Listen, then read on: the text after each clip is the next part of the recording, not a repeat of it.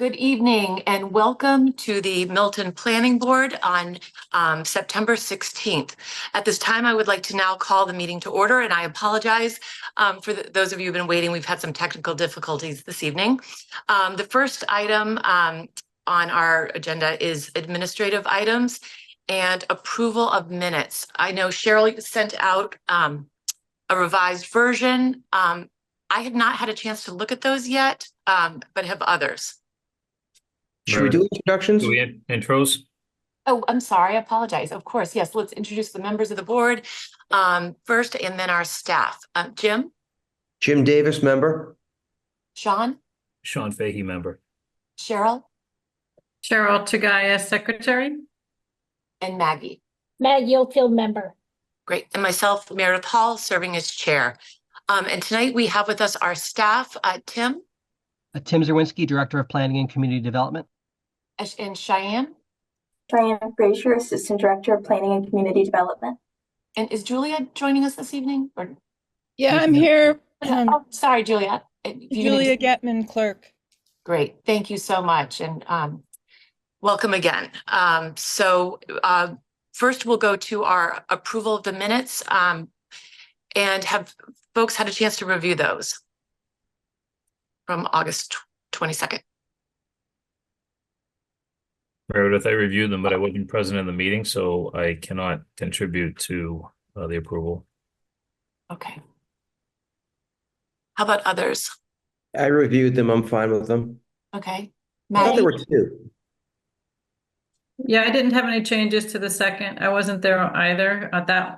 Let me say that again. I wasn't at the September 12th meeting, but it looks as if it's very much just a simple recording. So I think you could do both of them, and I think Sean would abstain from the first and I would abstain from the second. That's great. And I'll abstain I have not reviewed the second, but if you all are fine with them, I'm sure they're fine. So, okay, if I could have a motion to approve the minutes from August 22nd and September 12th. Meredith, maybe you should do them separately so that we can abstain separately. That sounds great. Let's do August 22nd. Can I have a motion to approve those minutes? I'll make a motion to approve the minutes of August 22nd. As amended, Jim? I'm sorry, as amended. I'll second. Second, great. Okay, Jim? Yes. Cheryl? Yes? Maggie? Yes. And Sean? Abstain. You're muted, Sean. Thank you. Abstain. And I'm going to abstain also. I have not had a chance to review those. So, but those are approved by the majority of the board. So if I could have a motion to approve the minutes of September 12th. I'll make a motion to approve the minutes of September 12th as amended. And second? Second. Okay, roll call again. Jim? Yes. Maggie? Yes. Sean? Yes. Cheryl? Abstain. And myself, yes. Great. Perfect. Thank you. And now for our Tim, the Director of Planning and Community Development, for an update. Thank you. We started a little bit late, so I'll try to be brief. Speaking of briefs, today was the deadline for amicus briefs in the Attorney General's suit against the town of Milton for the MBTA communities law. I know people have been kind of paying very close attention. There is a fresh batch of new briefs that have been up. If folks want to go to the appellate court docket page, I can send a link around just so you've got it if you haven't been kind of obsessively kind of refreshing every morning like I have. If you want to just kind of catch up on those briefs, I think oral arguments were scheduled for October 7th. So there's, soon to be a lot of action in that case. And the MBTA communities page on the planning website has a kind of dedicated standing link for documents related to the court case. That folder is managed by the town administrator, so he may not be exactly 100% up to date, but that's a good source just to be able to follow things as they're coming in. And one more thing that I wanted to mention, and we can kind of talk about it more in depth later on if folks are interested. It's a CPA project that, incidentally, I don't know if they ever came to us for our support. But you all may be familiar with the concept. It's in the master plan. We've talked about it for a long time, of the Milton Brook Walk, which is a vision for a walking kind of shared use trail all along Pine Tree Brook, connecting, the Neponset River Reservation, through town, behind the high school, all the way down to Pope's Pond. The proponents of that project got some CPA money to do a feasibility study with VHB, which is a highly regarded transportation planning firm.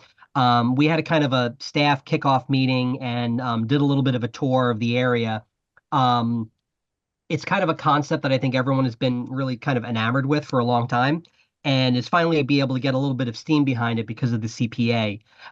So my hope is that that feasibility project will, yield some possibilities for additional study, additional design, and eventually implementation. If we can get a nice, safe, fun connection all along Pine Tree Brook, especially for the kids, from Glover to Pierce to the high school. Kids are on that trail already, to make it safe, to make it lit, to make it, in better condition, I think would be a real winner. So, we'll keep you posted as that goes along. It's early days. They kind of just started the study, but I think once the results are in, the board might be interested. So that's been going on. I've got a handful of other things that we can talk about, but I think they can be saved for next week, if we want to kind of get moving with the rest of the meeting. Thank you, Tim. That's great. So at this point, we can now open the meeting for invite our citizens who would like to speak at this time. If you can raise your hand so we can see the number of people who would like to speak. You will have a chance to speak during the public hearing on 10 Bassett Street. If that's what you're attending and you would like to speak, you will have an opportunity at that time. So if there's something that you would like to speak to, in addition to or outside of the 10 Bassett Street project, you can raise your hand as citizens speak. Are you seeing any hands, Tim? I see Jim Coyle with his hand up, Okay. so I'm going to bring Jim in. But Jim, just a reminder, there will be an opportunity for public comment on 10 Bassett Street, not to presume what you're here to talk about, but just to remind everyone. Great. Jim, go ahead. Jim.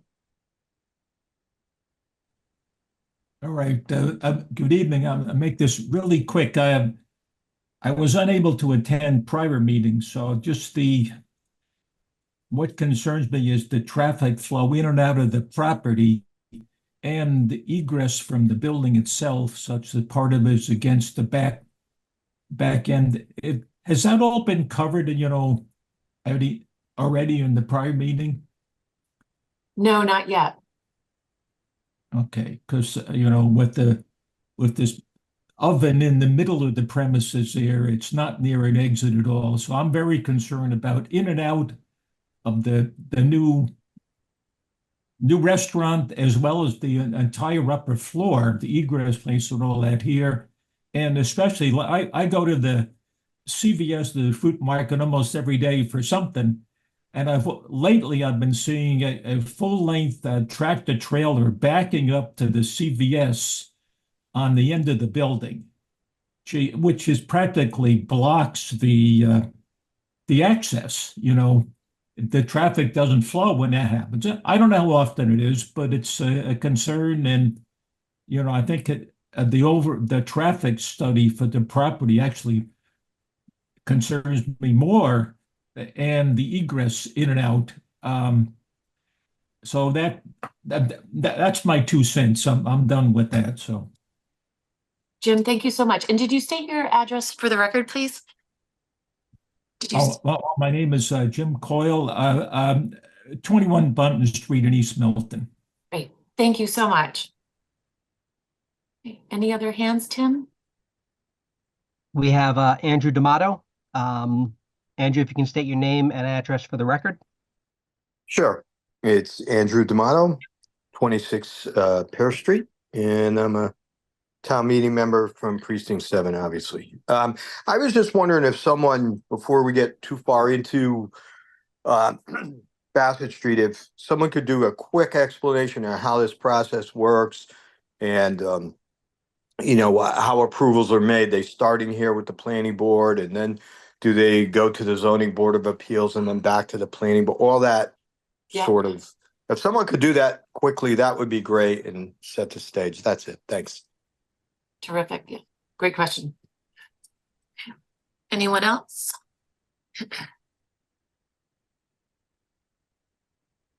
I am not seeing any other hands. Great. So with that, at this time, the next item on our agenda is the continuation of the public hearing from September 12th for 10 Bassett Street, amendment to site plan approval. And if we could welcome the team in from the Milton Marketplace. If folks from the Milton Marketplace team could raise their hands, and I will bring you in to the panel so that you have the ability to speak and present.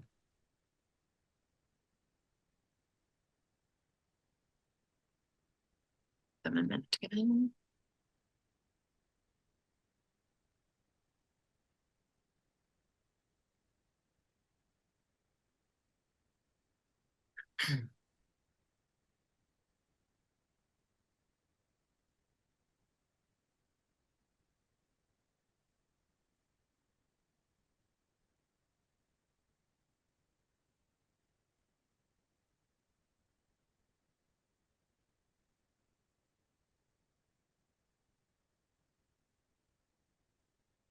All right, that looks like everyone that raised their hand. So, Okay, great. And yes, before we begin, just to let the residents know that the site plan approval by the planning board is one piece of this in amending the special permit. There will be also, which Tim can talk about, the liquor license process before the select board. And it is my understanding, based on the changes that are being made, the significant changes, that it would require also approval before the ZBA as well. So Tim, why don't you just talk for a minute about that process? sure thing. Let me bring up real quick just so I have it. I'd like to bring up sort of the relevant portion of the zoning bylaw that talks about site plan approval.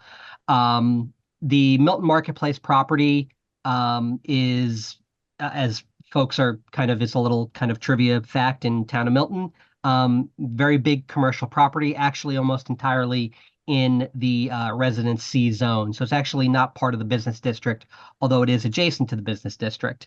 And so the Milton Marketplace property kind of exists through a series of special permits, variances with a sort of a long history of amendment and change and addition over the course of years. One thing that in the town of Milton, we have site plan approval, and site plan approval is basically a review by the planning board, which is for projects that kind of go, well, I kind of use the term kind of above and beyond the normal building permit project. So, if you were to apply to, build a single family house on a single family lot, that's all in zoning. We know what the setbacks are. We know what the height limits are. It's all pretty straightforward. That's something that goes through, the building commissioner, and it's pretty straightforward. For projects that are bigger, have more of an impact, are more, I don't want to use the term unusual, but sort of not kind of projects that we see all the time under our zoning, there is a site plan approval process. So I am going to share my screen real quick so we can all look at the zoning language, because I think it's really important for folks to see the language itself, for what it is. So we are down in Chapter 275, Section 12-4, site plan approval. So what you see here are the two types of projects that typically need site plan approval.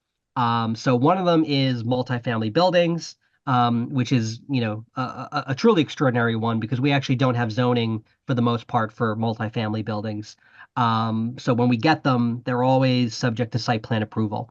And the second is construction, reconstruction, or alteration of more than 800 square feet of a commercial building, which is where projects like this come into play.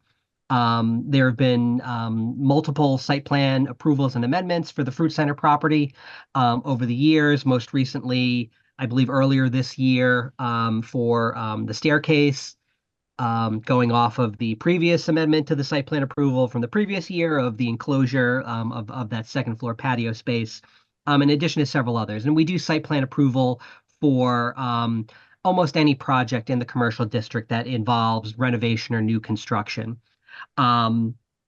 We don't see a ton of these projects. A commercial project is sort of special interest and special impact in the neighborhoods, and so it's subject to site plan approval. So under site plan approval, the theory behind site plan approval here in Milton and in other towns in the Commonwealth that have it is that these are generally zoning compliant projects. I think, the example I always turn to is, several years ago, when Navara was coming into existence. That is a restaurant use in the business district. It's an allowed use. All of the dimensional setbacks were kind of where they were. It's an allowed project. It's contemplated in our zoning. But because, you're going from, an abandoned movie theater to a restaurant, there are new impacts that need to be kind of evaluated. And the site plan review process is the venue for that evaluation. So the concept behind site plan approval is that these are allowed uses. These are uses that we want under our zoning, but we need to sort of, figure out what the impacts are and see what extent those impacts can be mitigated. The planning board has discretion to place reasonable conditions on a site plan approval, but generally speaking, is limited in its ability to sort of outright reject a site plan approval. So we'll get to that in a little bit when we get down to authority of the board, but I want everyone to take a look at sort of these general conditions for approval, because these are sort of the things that the board is going to be looking at and are going to be the standards by which the board makes its decision to approve or approve with conditions or reject a site plan approval. And I'll read them verbatim so everyone can hear. Protection of adjoining premises against detrimental or offensive uses on the site. Convenience and safety of vehicular and pedestrian movement within the site and in relation to adjacent streets, property, or improvements. Adequacy of the methods of disposal for sewage, refuse, and other wastes resulting from the uses permitted or permissible on the site, and the methods of drainage for surface water. Adequacy of space for the off-street loading and unloading of vehicles, goods, products, materials, and equipment incidental to the normal operation of the establishment. Proper use of the site with respect to unit density and proximity of adjacent buildings, and the adequacy of lighting to maintain a safe level of illumination on the site, and whether lighting is properly shielded to protect adjacent properties. So again, every site plan approval the board gets, these are the standards that they're applying to. And conditions that are put on these projects are pursuant to sort of these 6 goals in the zoning. So the authority of the board is, like I said, broad discretion to put reasonable conditions on a project, not a ton of discretion to outright reject a project, unless, and I'll read this again verbatim, any plan which fails to meet standards for health, safety, welfare, and amenities appropriate to the special needs of the persons by whom such buildings are intended to be occupied, and appropriate to the maintenance and preservation of health, safety, welfare, and amenities in relation to adjacent and other properties in the neighborhood. So those terms, health, safety, welfare, these are bread and butter zoning terms. This is kind of the genesis of the zoning power, is to maintain the health, safety, and welfare of the community, through regulation of the built environment. And so, the board will be looking at these standards to determine that they're met by any site plan application. Now, this is one approval process for this proposal, which is for an expanded restaurant in an existing restaurant space in this commercial building. Another approval that the project is going to need is a liquor license from the select board. There is already a liquor license that had been used by the Plate, which is the previous occupant of this space. That liquor license is kind of up for grabs. This is a project that has come in and there's an available liquor license. They are applying for that liquor license. A lot of what the liquor license process, and this is at the select board, not dissimilar from this process, there's going to be a public hearing, notice in the newspaper, abutters notices, opportunity for public comment. Same thing is here at the planning board. Some of the things that the liquor license approval is looking at actually kind of flow from the site plan approval process, or traditionally flows from the site plan approval process. So the liquor license can regulate the number of seats. That's something that the site plan approval process also can regulate. The other hours of operation are oftentimes regulated through both the site plan approval and the liquor license. Other things, the proportion of food to alcohol sales, through total revenue. This is something that we oftentimes see in a liquor license approval or a condition on a liquor license from the select board. Whether or not there's entertainment, what is the nature of the security system, the locations within the space where alcohol can be served, conditions around the management and supervision of the sale and consumption of alcohol. These are the types of things that the select board will be looking at as the licensing body in town. So a lot of the conversation will be kind of overlap. There are other things that the planning board, just by virtue of its authority, can concern itself with, and vice versa for the select board. As Meredith mentioned earlier, this project is, or this property is, subject to, a number of special permits and variances over the years that allow it to operate as, a commercial property in a residential zone. Everyone goes to the fruit center. Everyone kind of knows it. Everyone goes to the businesses upstairs. It's been a presence in East Milton for, going on 3, maybe even 4 decades. The changes that have happened to the property over the course of years require amendment of those special permits, of those variances. There's been a number of them. I was just on the Registry of Deeds page today. I might have pulled a dozen amendments, not even dating back to the very beginning. One of the questions that I think the board will have, and I think that the applicant will need to demonstrate, is to what extent they need relief or further amendment of their special permit from the Board of Appeals. That's the document that says you're allowed to have commercial uses in the residential zone, and here's the nature of those businesses and any kind of conditions therein. So, that'll be something that I think we look to from the applicant to kind of walk through, here's what our special permit says we can do. We believe that this application is consistent with that, or we believe we'll need further relief, via an amendment process. So, that's something that we'll be looking to the applicant to kind of provide that clarity on. So that's all I've got for now. I will stop sharing. For the board members, this is not our first site plan approval, but we do have legal guidance from town council around site plan approval that I can re-disseminate. If you have questions about what is the board's purview, what's inbounds, what's out of bounds, and we can definitely get those questions answered. Great, Tim. Thank you. That was really helpful for sharing with the public the process. So now at this time, I would like to... Mary, Cheryl has her hand up. I think she might have sure. Yeah, if I may, Tim, can you please comment on parking in this situation? Because I don't know if everyone in the public is aware of how parking in this scenario works for this special permit, number 1, and number 2 for restaurants in general. So can you just explain that? So typically for a restaurant use in the business district, all of the uses in the business district have a parking ratio associated with them. So for an office, it's, for every 250 square feet of office space, you need to have 1 parking space.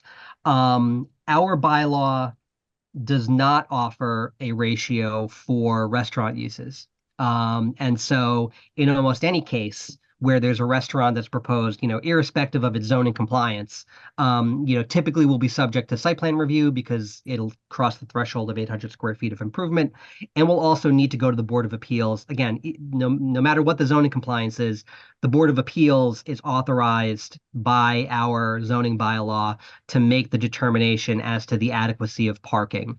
In this case, where the project exists via a special permit, that special permit kind of holds the key for what the parking needs are, for the site. So it's again another thing that we look to the applicant for of, from a practical matter, I think we can look at, how many cars park in that lot during the day versus in the evening versus the morning, whatever, we can figure it out. But in terms of what the legal requirement is, we look to that special permit and the history of amendments over the course of years to determine if additional parking will be needed, for an expanded space that wasn't necessarily contemplated in that special permit.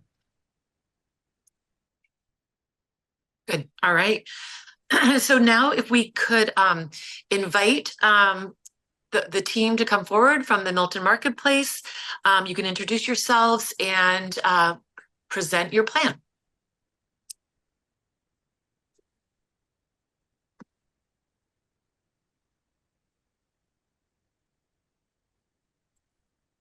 Hi, members of the board. I'm Michael McNelson. I'm the owner of the Food Center Marketplace and the Milton Marketplace. You should be able to hear me now. Can you hear me? Yeah. Yes. We can Okay. hear you, Michael. Sorry about that. Michael Modestino, thank you, members of the board, Madam Chair, for having us here this evening.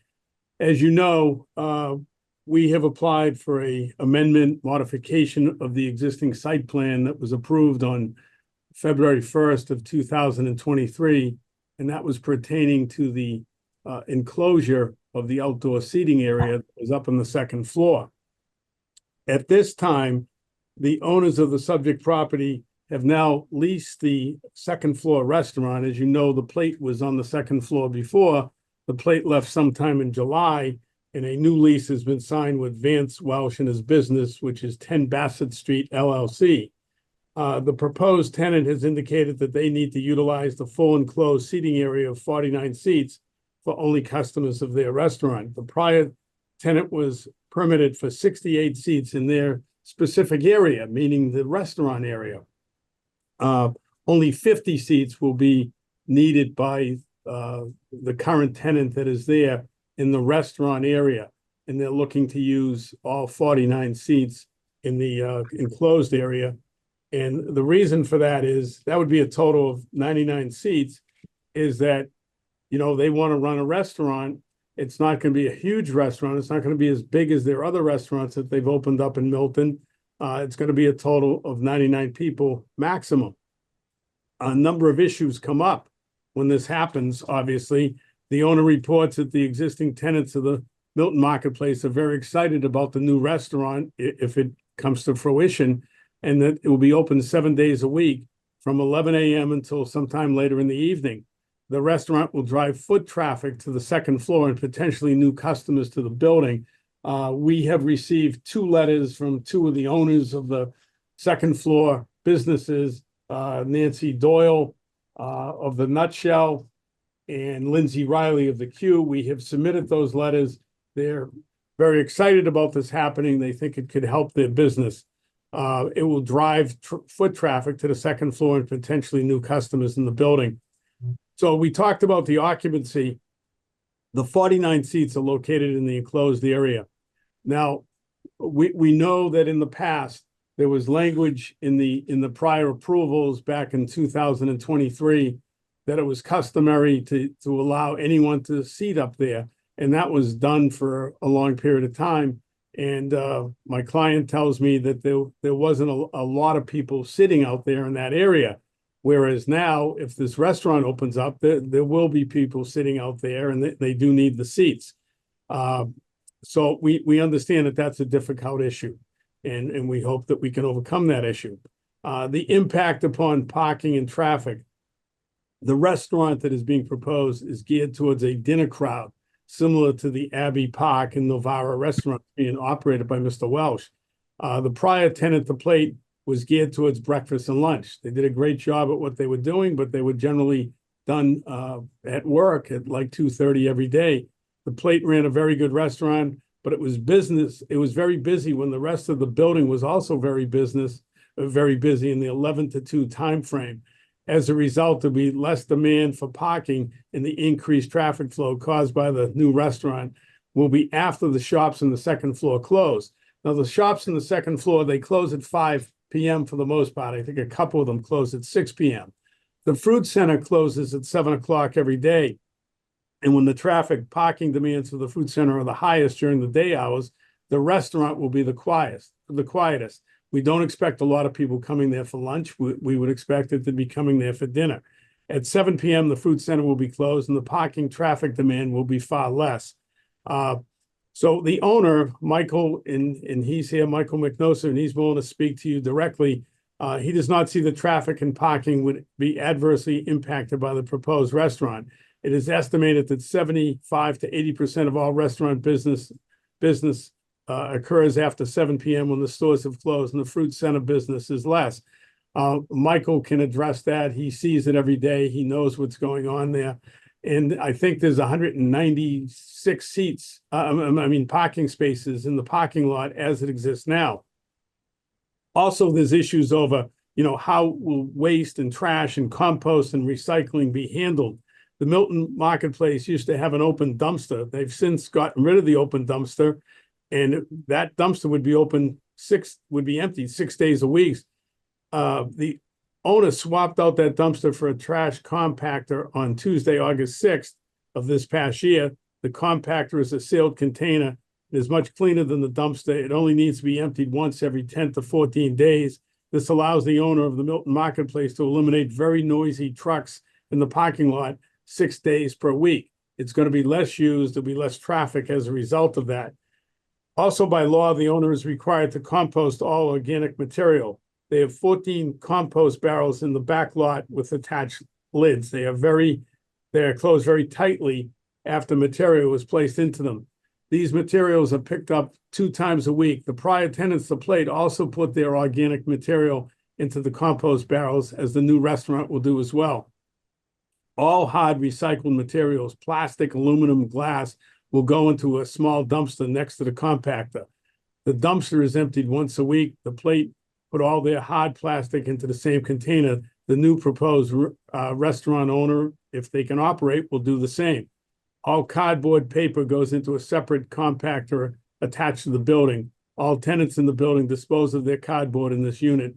The container is picked up and recycled nearly every 6 days. Lighting. My client doesn't see any changes to existing lighting on the building or in the parking lot. Also, when the new outdoor stairway was built, the lights were added to each riser to shine on each step for safety. Also, the owner added a small spotlight to shine on the new stairway. Landscaping. There'll be no changes to the existing landscaping on the property at all. Air conditioning. The owners had a new mini split unit installed in the new space on the second floor deck. It is extremely efficient and very quiet. I know that residents, customers will be concerned about the delivery schedule. The fruit center's delivery schedule will not change. They do not receive any deliveries in the back parking lot before 8 a.m. or after 6 p.m. They have 2 dock doors out back for most deliveries in 2 spots in the loading zone in front of their building. The prior tenant, the Plate, used a number of vendors that the fruit center did not use, but they followed the same guidelines when they operated their business. The newly proposed restaurant will be using many of the same vendors for their delivery as the fruit center. What would the impact be to the neighbors from the new restaurant?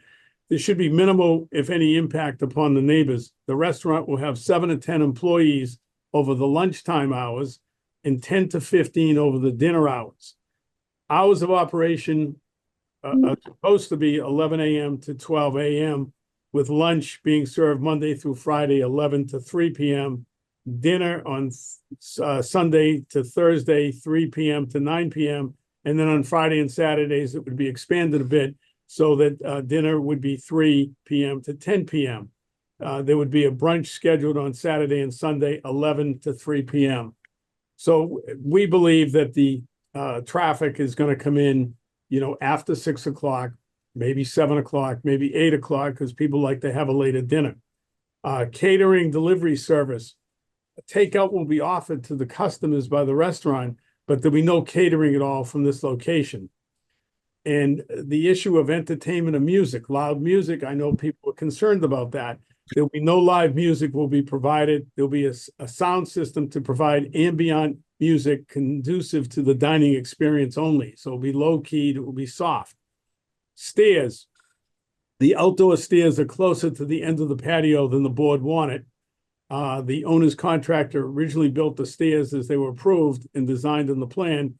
The building inspector had concerns over the design and wanted the tread to be deeper. As a result, Anthony Maggiore, the owner's contractor, who appeared before this board before, took down the stairs he had constructed and rebuilt them to the building inspector's specifications.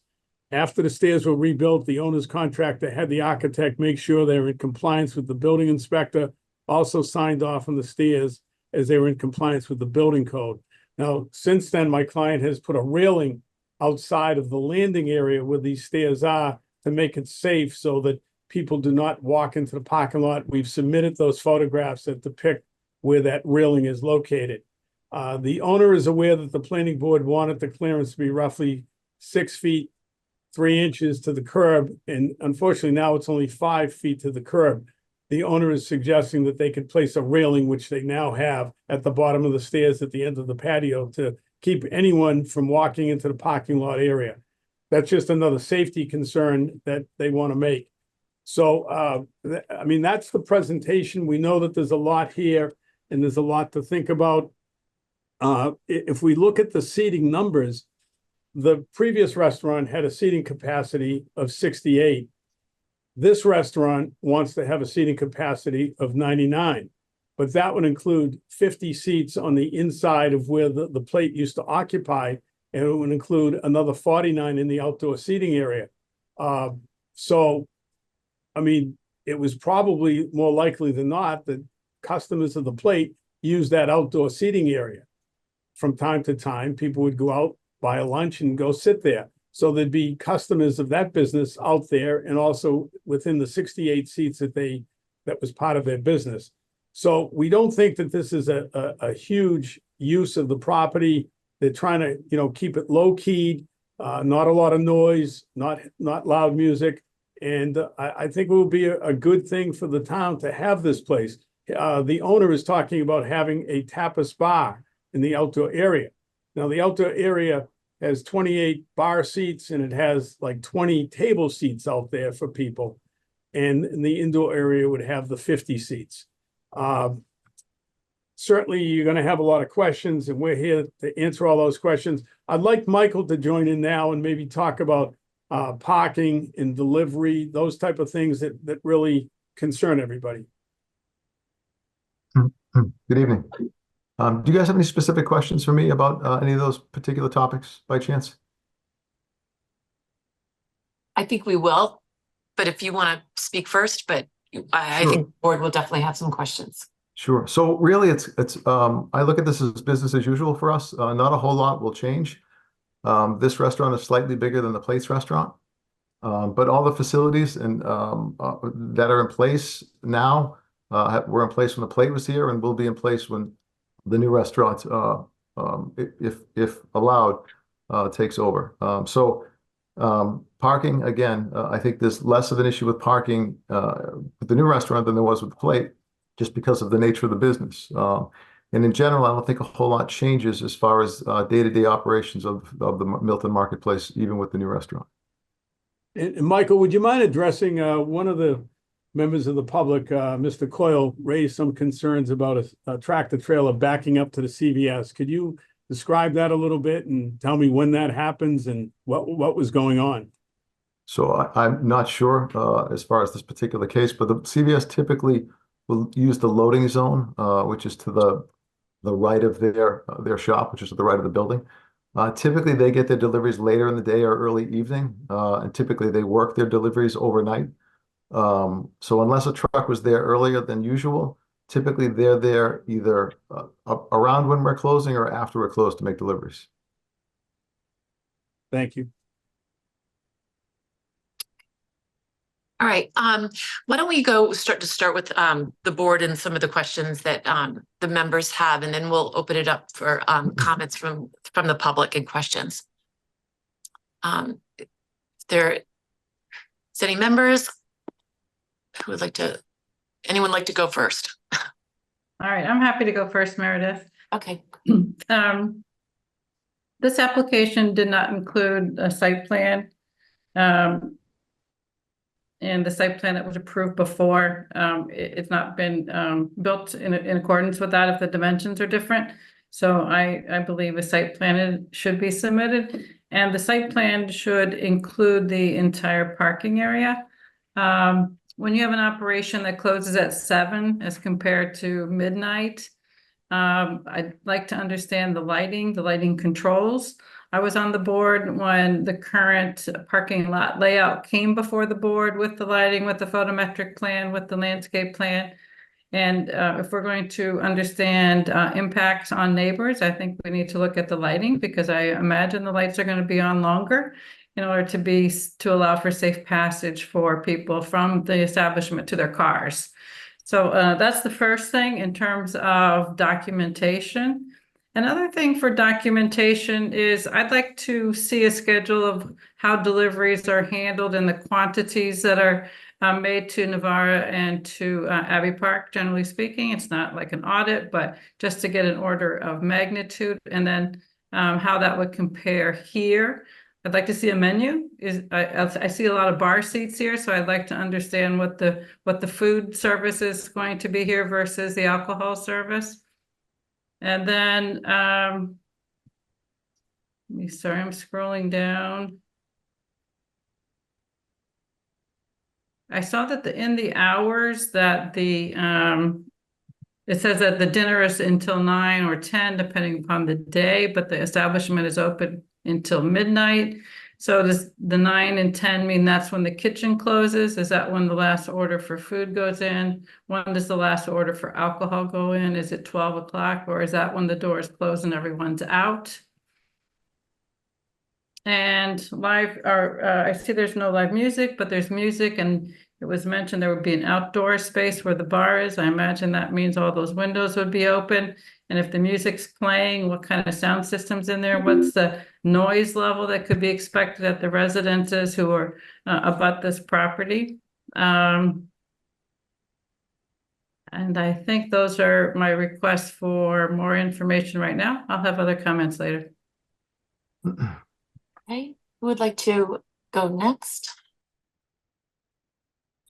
Meredith, I have a question. I'd like, and again, I asked the question, not necessarily for an answer this evening, but for Attorney Modestino to come back with some information for us.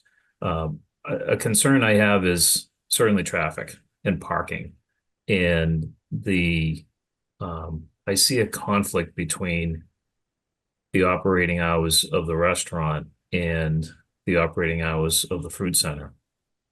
And if I heard Mr. Modestino earlier, I think he described a lack of concern of conflict because dining might occur more at the 7 o'clock hour and later, rather than during the hours where both the restaurant's in operation and the food center's in operation. So I guess I have an ask for Attorney Modestino.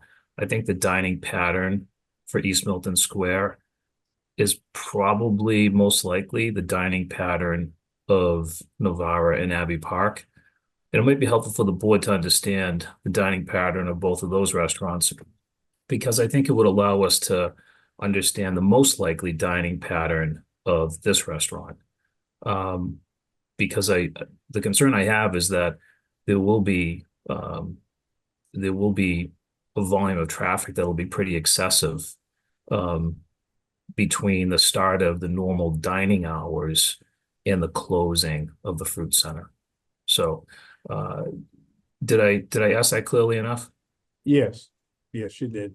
Okay, and I do think that there's an established dining pattern, as I said, in East Milton, and the established dining pattern, I think, is most likely the dining pattern that Abbey Park and Novara has currently. And I don't know if Vance is on the hearing here tonight, so he's free to jump in and try to answer any of those questions if you want him answered now. Well, can you hear me? Yes. Yeah. Okay, well, about 75 to 80% of our business is done in the evening, which is after 6, 7 o'clock. That's for Abbey Park and Novara. We don't do, we don't have a very big lunch business in either restaurant, relatively speaking. My concern was, Vance, was less for the lunch hour. It's probably more for the evening hour and, the dining hour that might, be, as I said, in conflict for when the fruit center is still a very active business and there's still an active parking lot. So I guess I'm asking, dining patterns from, you said your dining business starts at 6. So obviously, our prime dinner hour is 7 to 9 p.m. Okay. And then on weekends, we run the kitchen until 10. And then, and we stay open until basically our customers finish up. And just as a follow-up, sorry, how many transactions are done during that time period? I'm not sure I understand the question. So like I have a store and on my point of sale, I can run a report on how many transactions between my every hour during my day. So I know how many transactions I make. So I know when to have more staff. So you said a percentage of your business, 70 to 80% of your business is done during that time. But since we don't know the amount of your business, it's hard for us to know what percentage that is. So what is really the foot traffic? How many people or how many transactions? Well, it varies. It varies from day to day, and it varies from various times of the year. And Abbey Park and Novara are very different too because of their different volumes. And the restaurant that we're proposing is far smaller than even Abbey Park. So I really think that the impact is, and one of the reasons that we were interested in it, in the project to begin with, was that it worked well with the current hours at the marketplace. I do want to mention one other thing is, the neighbors at the marketplace now do have a quiet period starting when the fruit center closes, which now that quiet period is going to, if this is approved, be extended much longer into the evening and potentially into the early morning, and then the deliveries start back up in the morning. So I do think it's not quite right or correct to say that there's no impacts. I think the length of operation of the property is an increased impact, and it's one of the things I'm going to want to make sure we understand in terms of the lighting, the traffic, and the noise in particular. And then jumping on that, these employees, so Vance, are you wrapping it up around 11 or I heard 12? Well, on a weekend, if we keep the kitchen open till 10 o'clock, it usually takes about an hour and a half for people to cycle through service. And then your employees must do some cleanup and have some things to do. So they're out of there at what, 12:30 or 1? Yeah, I mean, at Abbey Park, it's much earlier than at Novara. So I mean, the restaurants are different, and each one is different. And we can't really predict what the interest will be at a new restaurant, but we do know that it's much smaller than even Abbey Park, which is half the size of Novara in terms of volume. But would you consider the business model similar to Abbey Park or Novara? More like Novara? No, much more like Abbey Park. I think it will quiet down earlier, is what you're saying. Yeah, that's our guess. Yeah. Well, that's good. So I know, and this might be for Mike Mignosa, I know you have your employees parked down at the back of the parking lot, typically. Is there any way to have and I don't know if this is if the board agrees, to have the employees of this new restaurant maybe park so they're facing Antwerp Street, so when they get into their car late at night, their headlights don't blast into somebody's backyard? Absolutely. Yeah, that would be a problem at all. And it's a good point. All right. That's it for now. Maggie, did you have other questions too? I know you just jumped on follow up. Yeah, so, what am I? So I guess my questions are a little bit all over the place, so I wasn't sure if we wanted to just get the questions out there, or did you want to do by subject matter, like parking, hours of operation, or should I just ask a bunch of questions? I think other people have just sort of run through some of the top questions that they have. So, and I think we'll come back to each of these individual things. So why don't you run through your list and then I'll ask questions. Okay. So basically, what are the hours of the building as a whole? I quickly looked up the hours of the Fruit Center, CVS, Nutshell, the Q. Tom Fisk didn't have any hours. So to me, it seems that the building itself, CVS opened up at 7 and they went until 10. So my question is, what time is the earliest employee getting there and opening the door? And then what time is the last employee leaving and closing the door? And again, you don't need to answer these right now. What is the industry standard for the number of bathrooms per number of seats? Because according to your plan, I just saw the two bathroom stalls within the restaurant, and then you had 2 out in the hall where it said it was outside the scope, but I think they were probably available. How many people are expected for lunch and how many people for dinner? How many seats are at each of your existing restaurants? How many seats are currently at Abbey Park? How many seats are at Novara? I also was wondering if the town as a whole had a sort of a plan for restaurants. You know, I'm a firm believer in treating businesses in the same industry equally. So if we are giving one restaurant in one part of town an earlier start time or an earlier close time, I think it should be extended to another restaurant. I do think it's unfair. We should not create a situation where one business has more of an opportunity than another. So it kind of was wondering what the standard is in town for hours of operation, number of employees, number of bathrooms, number of seats.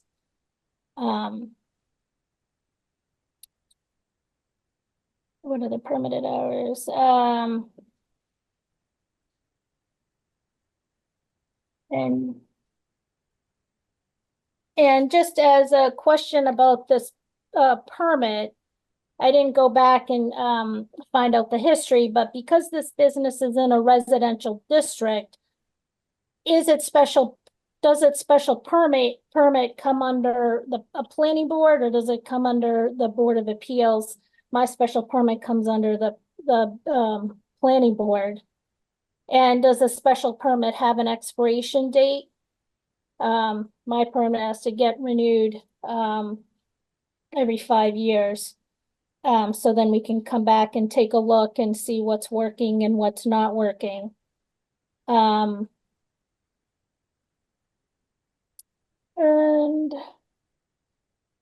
I think those are all my questions right now. Right. All right. So I had a few questions, and I guess Vance, this might go to you. In talking about your concept, I guess I was a little confused because I watched a select board meeting where you presented a pizza and sandwiches, and you are still showing a pizza oven, pizza and sandwiches on this plan. However, you came out with a press release on what sounds like a wonderful Mediterranean restaurant. So I'm wondering what is, and it discussed a particular chef that you were going to be hiring. So I am wondering, that means that they'll, if you could clarify, your other restaurants have Cisco food deliveries, pre-prepared foods. Will this be a chef preparing the foods, or will you have Cisco, the large truck deliveries? Well, I mean, most restaurants use Cisco because they're the largest grocer, but it doesn't mean that the chef doesn't prepare the food. Cisco doesn't prepare the food for us. We prepare the food. There's certain products that we do get from them, but I believe they already go to the food center. I think when we compared our delivery schedules with Mike, it seemed like we matched up almost exactly. I don't think that we have any vendors that don't go there. But this restaurant is going to be more chef driven in terms of we're exploring a Mediterranean concept, which is something that we've been interested in for a long time. This opportunity came up, and we thought this would be a perfect place to try it. And we are bringing in some culinary talent from outside our group just to get a fresh perspective. And we're pretty happy with the team that we're putting together to do this project. Okay, all right, great. So you still will have Cisco trucks coming then? Food delivery trucks? We're not going to have any trucks that don't already go there. Okay, if you could let us know just on how many, what your, back to Cheryl's, your delivery schedule for your food trucks. What's really different with this is that you will be having wine, beer, alcohol deliveries. Can you explain how those deliveries are made? And are those, is it one truck that's bringing it, or do you have a beer company and then a? All of the vendors that we use for beer, wine, and liquor already service the fruit center with their retail business. So, but can I just expand on that question? Yeah. Are you going to have beer on tap? Yeah. So the fruit center doesn't currently have beer on tap in kegs or however that's managed. Yeah, but they come from the same vendors that deliver. Yeah. That. So, but it's a new operation. Let's admit that it's a 99-person operation, and it won't be the exact same level of deliveries as the fruit center gets. And I think the sooner we kind of get the information about what's very specific to this business, and then that would be better. And if it comes in on the same truck, and you can show that there's no increased truck traffic as a result of this increased business, that's one thing. But I think first we have to acknowledge that there will be an increase in deliveries and an increase in that kind of business. So where do you store, Vance? Where would you, I should say, and Michael, the empty kegs, once they're emptied, where do you store those? Well, we're only going to have 6 taps, which is much different than what we have at Novara. So they won't take up that much room. But you store kegs outside at Novara. We do. We do. So where would you store those at the fruit center? I'd like to see that on a site plan. Okay. Do you have that in mind where you would store those? Well, I mean, we could. I mean, where we're gonna serve them from, we could keep them in the container. We could keep them in the refrigeration unit where they're gonna be served from, and then be picked up as they're emptied. Okay. Also, linens. Are you planning to have a linen delivery service? Just napkins. Just napkins. Okay. So you don't need a container the way you have at the other restaurants. You have a container for your bagged linens? We use tablecloths at the other restaurants. Right. Okay. Okay. So those pick up, the linen delivery and pickup. If you could also just add that to the schedule, even if it's linen napkins, unless, because that would be also another delivery. And then, so what are you saying that you're, because you use the same trucks, that your deliveries will be using the same loading docks? Because I think that the marketplace does a great job with coming around, it's in the back. That's where the loading dock is. It comes in through the back of the fruit center. are you using those same loading docks, or are you bringing things in the door and up the elevator, up the stairs? How do you plan to service the deliveries? The same way that the plate did. I mean, that's the only way to get the product up there apparently, but we've worked that out even with our lease to make sure that our deliveries are synchronized with the trucks that are already going there. But coming in through the loading dock, so they're not going to load like CVS or? Well, I mean, the deliveries that have to go up through the elevator, no, I guess they'll have to come through the front. So your deliveries will not be using that loading dock. I just, in reading this, what you've given us is what the fruit center does right now, which is great, and what the plate used to do. But I don't really think you've fully described what is actually going to be happening, because as this is a different use, it will be more bar driven with food. And I think that's going to be your recycling bins will be much, the capacity will have to be greater for that. How many, and I don't know where you store your dumpsters for Abbey Park. There's a common area behind all the restaurants. That's where all the dumpsters are. Okay, that's the use there. Okay. So my other question is, so you will be having chefs cooking. I think one of the questions that one neighbor specifically, and I know others, want to know about the ventilation. Will you be adding additional ventilation for the cooking that will be done up there, especially the later hours when people are home and want to open their windows and you sit in their backyard? How are you going to guarantee that those odors won't be carried to the neighbors? We've never had a problem with either of our other restaurants. It's not going to be any different than what's been there before. The difference is this is a residential zone, and your other buildings are buffered by parking lots and are not directly, I think, as close as this will be. I know neighbors have had concerns when even the fruit center is preparing their prepared foods in the morning times. So it is a different location. So you're not planning to change any ventilation at this point?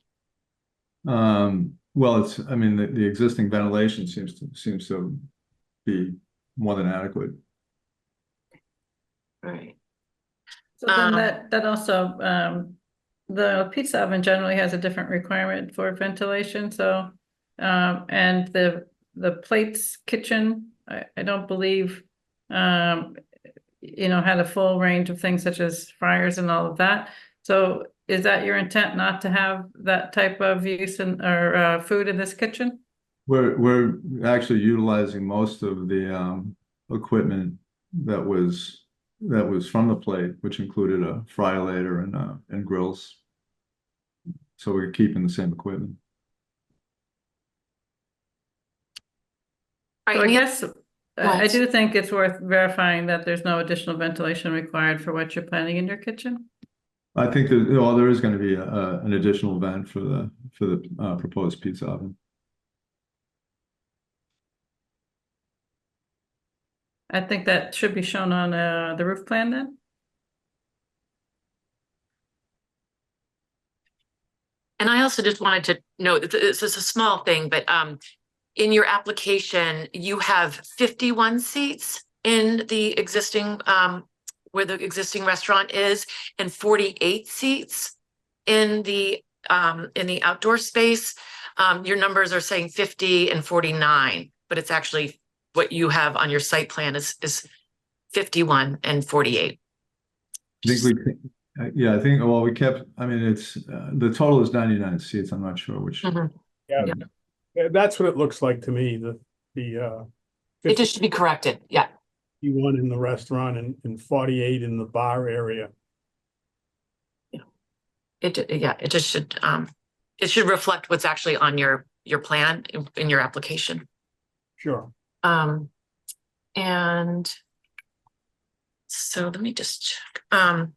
So one of the items that I just have a great concern, and I'm sure Michael Magnosa would have the same concern. My concern is that if you are having the enclosed area serving beer and wine during the same hours as the existing restaurant. That would require beer and wine to be carried across the hallway.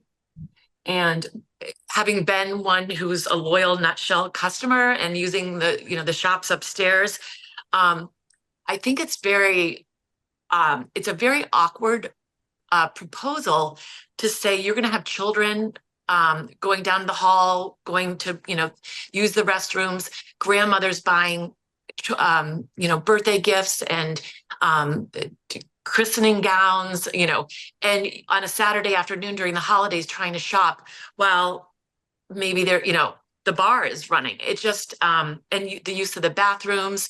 I know if there's a bathroom off the hall, people are going to, and the other bathrooms are full, people are going to go in the hall and be waiting. So having a drinking crowd, which I'm not opposed to, I've loved, and Navarra and Abbey Park, you guys do a wonderful job with that. But to have children, it just is a very odd to have to walk through the hallways and walk through a bar. Basically, you're walking through a bar if you're a child during those operating hours. I would really like for you to possibly consider opening the enclosed area, the bar area, after the other shops have closed. The queue has young women shopping there, walking through a bar is, I just think I would like to see it changed. I think the bar is really large. I think you've got 28 seats here. That size could be reduced because it really does feel like you're creating a bar that offers food.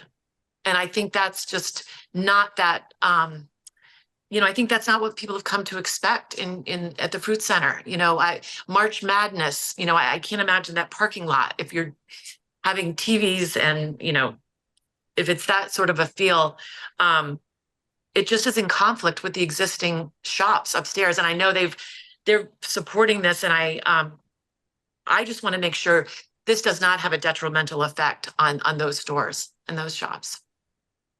So can you speak to, options that you've looked at? Because I think it would make sense for that area, the bar piece, to open after hours, after the others have closed. And 5 and 6, they close pretty early. So I don't know if that's something that you would consider, but I think that would be better overall for the looking at holistically at this. And I also think the hours for a residential area, I think midnight is excessive. Steel and Rye closes, 9 or 10 p.m. I think it would be more sensitive to the neighbors to have an earlier close time, especially since the food, which you're claiming to be, this is more of a restaurant, that would just be alcohol service late night. So those are my comments and questions, but I do think there's a lot missing on the site plan, and just that we would have really a complete delivery schedule, a list for deliveries. Because even though they're the same vendors, they won't necessarily come at the same time, I wouldn't think, for Fruit Centers. Deliveries. Any hands up? Yeah. Meredith, I Yes. just wanted to follow up on a question that you asked Vance. Vance, just for clarity for the question on exhaust. I think what you described is that the equipment that existed for the plate is the equipment that you would use for your restaurant. Yeah, I mean, we'll be adding, some pieces to it. We'll be expanding the line a little bit, but it's essentially the same. Okay. I mean, it's been a restaurant for even prior to the plate. There was a lighter fare. Yeah. My question again then is going back to the equipment that exists. Is there a precipitator that exists, or will you be adding a precipitator? We'll add whatever is necessary. Okay. We haven't gotten to. I guess we don't know. I can't answer that question. Okay. Yeah, it's really back to where Meredith was going in terms of odors, and the way to manage odors is to use a precipitator. So that was the reason I asked the question. Yeah, we're familiar with it, so Yeah. we can include that in our plan. Thank you. And I also, Oh, sorry, and I have a follow-up question, about the parking. So I know that, it's a municipal lot, which a lot of people don't really know at the top part of your part of the parking lot. So I'm wondering what the plan is, to monitor that, that parking lot, because the municipal parking lot services all the other businesses in the square as well. So I know, like, I usually park in that parking lot and then walk up through the alley to go to the restaurants along Adam Street. So I'm just wondering, what's the plan to make sure that that municipal parking lot does not actually become the marketplace parking lot? Good question. Which is, I have a follow-up to that also, and maybe you can speak to both of these. What is the plan when the Falcone project begins? Where will Abbey Park be parking? Where will their customers be parking? Well, we do lease a parking lot over at the Rockland Trust building. We've leased that for the last couple of years. Are you considering doing valet parking, or? We'll consider it. We haven't really really tested the impact of the project. We're not really sure the timeline on it. Okay. We have done valet parking before. Right, I remember when Navarro first opened. Any other questions? Sorry, was that valet parking a requirement of the special permit? No, it was just something that we thought would be a convenience for our customers. Okay. And just remind me that did you have tied to the special permit on Navarro a maximum number of drinks and a requirement to order food? Not aware of that one. Okay. I think it might have been part of that. It might have been part of the liquor license, actually. So we might want to check into that and see. Okay. And that's pending, obviously. Right. This was a previous, this was for Navarro. Yeah. That was, yeah. Quick question for Mike. Sorry, Meredith. Yeah. Mike, Mike Mignosa, I'm sorry. Can you remember a time when the plate was full and the outdoor seating area was close to full? Were they ever both maxed out as far as you can remember? Hard for me to say. Obviously, I did spend a lot of time up there on the second floor. Sure. The outdoor space definitely get used, depending on weather. So on really nice days, both spaces would be pretty full. If not so nice, the plate would be pretty jammed inside and not so much outside. But so it's hard for me to say if they were both spaces were ever maxed out at the same time or not. I really can't comment on that. Okay. Because I'm just thinking that, at one point there's approvals for 49 seats and approvals for 68 seats. So, we thought at one point it was a good idea for 117 seats that building could handle it and the parking lot could handle it. So I'm just trying to walk it through just to find a worst case scenario. But that's it. And the other thing would be at our next meeting, and we've talked a lot about deliveries. And I don't know how you monitor this, but if you have your bread guy, and this might be more for Vance, but how do you monitor the quick delivery guy that's just dropping off a bunch of bread and he's parking out front and instead of going around back and following the protocols?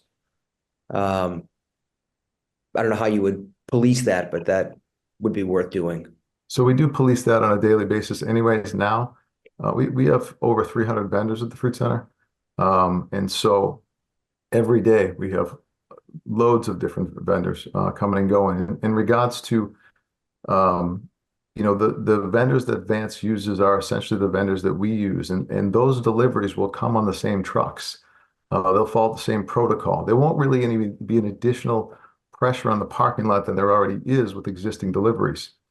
Companies aren't going to send two different trucks to the same building to service two different accounts. They're going to send one truck to service both accounts because that's the most efficient way to do it. So I do not see any more pressure in terms of deliveries on the Milton marketplace. And obviously, we are equipped to handle these deliveries. We have for 40 years, and we've grown dramatically over the last 40 years. And we've managed the lot and our deliveries really, really well day in and day out. Between the dock doors and the loading zones, we have deliveries that go upstairs now every day, through the elevators. We have a commercial kitchen on the second floor that's open from 5 a.m. to 6 p.m. every night. We deal with the same, food vendors and commercial vendors that Vance deals with, and probably more. Actually, we probably deal with 4 more vendors than Vance deals with regards to our commercial kitchen. So we already do this now in terms of delivering to the second floor, delivering to the building, using the loading zone efficiently, moving trucks in and out of that parking lot quickly and efficiently. And nobody's complained thus far about these deliveries and our delivery system that's in place.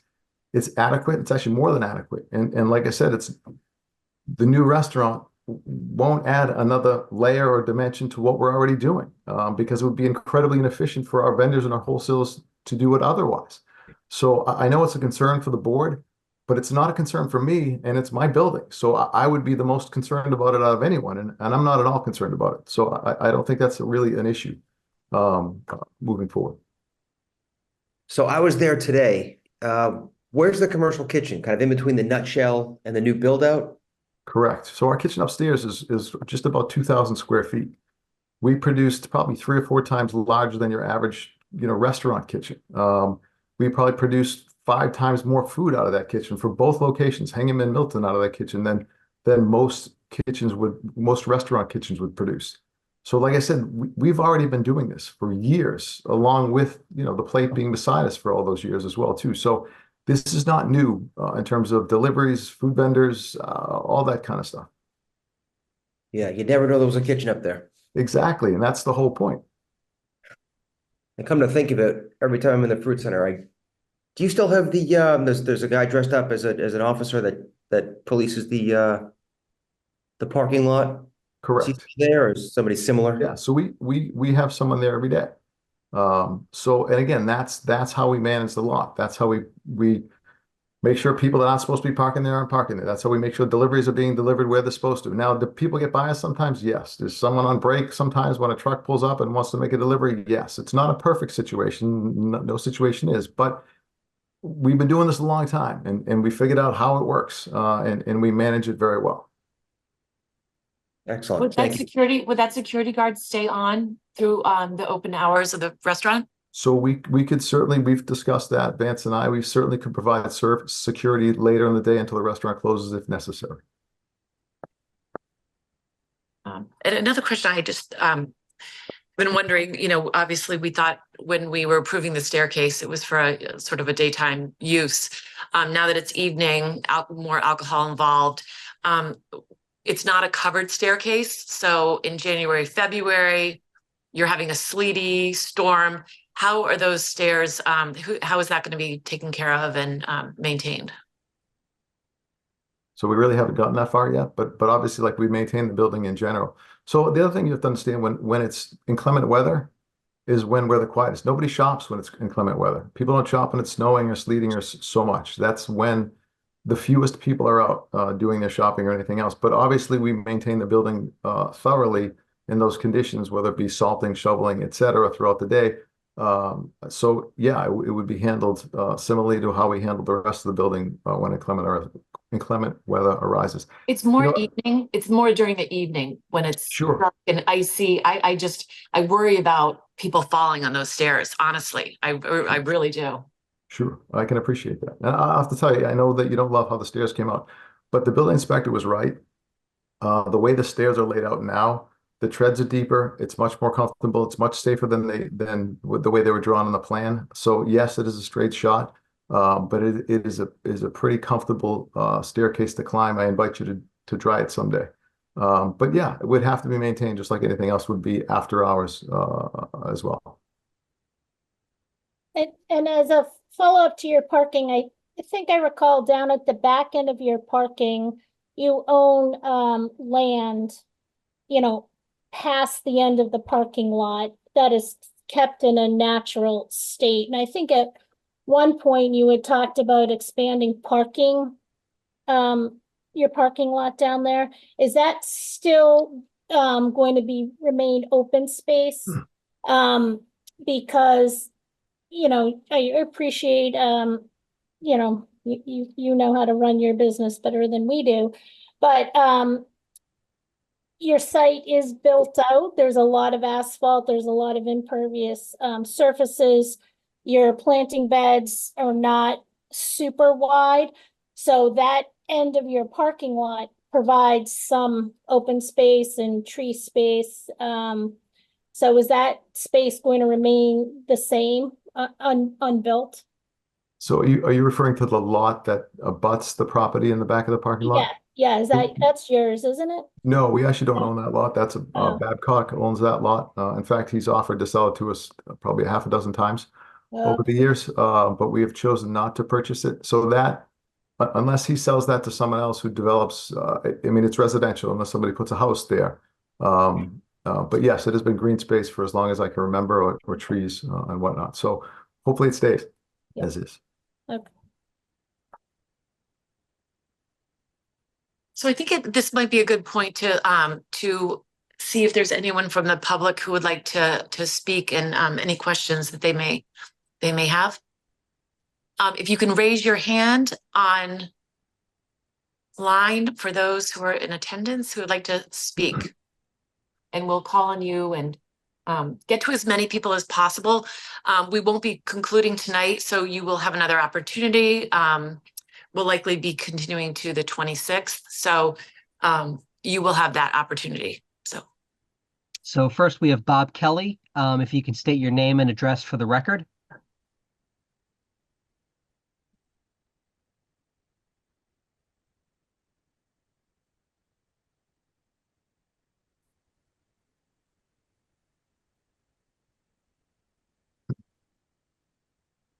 Welcome, Bob.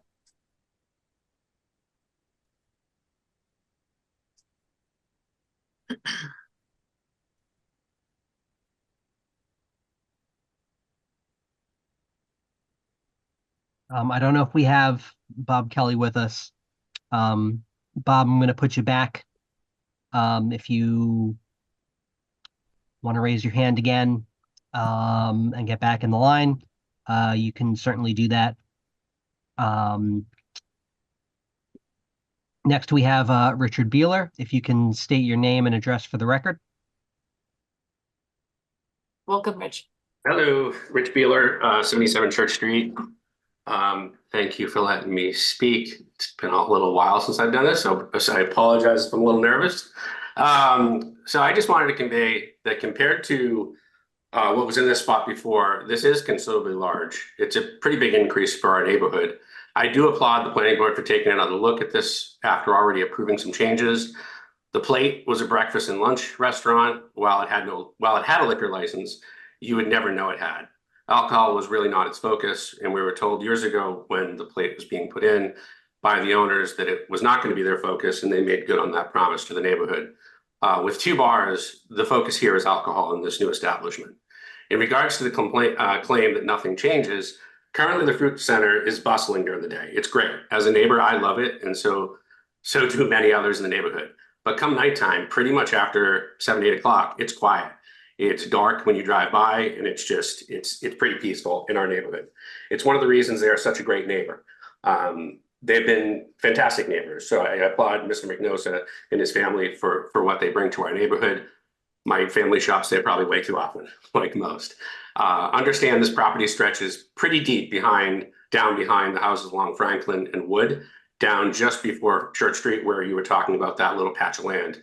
I'm on Church Street, not even on the corner, but I can see that patch of land from my windows. This property is going to, or this business is going to be a completely different experience for the neighborhood. To say it isn't is not being honest. My family uses, as I said, this business pretty regularly. And I applaud again Mr. McNosa on his deliveries. We just heard a little bit about that. In his business, my understanding, at least from what I hear in the neighborhood, is He doesn't let people go around the rules. Not speaking for my neighbors, but I, for one, thank you, because it's definitely felt in the neighborhood. I fully appreciate what we have next to us, including the restaurants. However, I want the planning board to consider a few things. For the owners of Navarre and Abbey Park, I do frequent these establishments. I like them, but like many neighbors, I'm torn between using them frequently and dealing with the problems that they bring to our neighborhood. We have lived a long time with the fact that there are requirements in their permits that they just do not follow. And from what I heard just a few minutes ago, I think they don't understand what some of those requirements are. And there's been nobody in the town that has been able to enforce them. Call the police department, you call the building department, and we just kind of get the runaround. My worry is the planning board is going to put requirements on the site plan approval with good intentions that will just be ignored. There's just no teeth in them. So I appreciate that in this new spot, Mr. Mignosa will no doubt require his tenants to follow his rules, but we should not ignore the fact that the restaurant owner has two other spots in town right up the street, right a block away, that they're just not following those rules. It's just a little bit unfair to the neighbors. I think I heard someone mention parking a few minutes ago. With the addition of the new apartment building that's just about to go in, my understanding is, and I could be wrong, but my understanding is Abbey Park and Navarre both use that lot in their permit. And my question is, now that I'm hearing about one of the desires of Mr. Mignosa is to get more foot traffic at night to encourage new businesses and encourage existing businesses to stay open longer.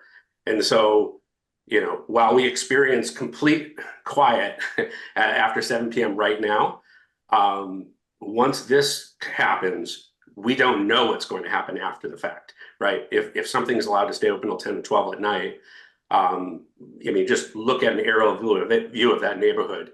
It is close to people's houses. It is not like Navarre or Abbey Park. There is distances. Thank you. Thank you, Rich.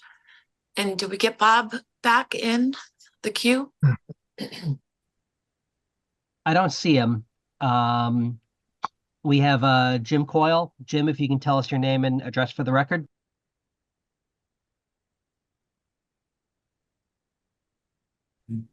Okay, I'm on now. Jim Coyle, 21 Button Street. Two quick points on the overall parking of not just this property, but adjacent. I was on the municipal parking lot area there. There was an agreement quite a few years back that the fitness center got its approval. So by counting in spaces, I think it was 30 to 40 of them in the municipal parking area, which is controlled by the town of Milton and is not part of the Mignosa property. I could be wrong, but that's my understanding. So those spaces shouldn't be part of the total allocated spaces for this, this property. And that's now they probably are used because most people don't know, when they're crossing from one area to another. I got the information from a couple of planning directors prior to Tim, going back a number of years, probably 10 years ago or more. And that's how I got the information. And the second one is my understanding that came up in the hearings for the new apartment building proposed on Bassett Street being run by the Falcone company, and there's another company, I forget their name now.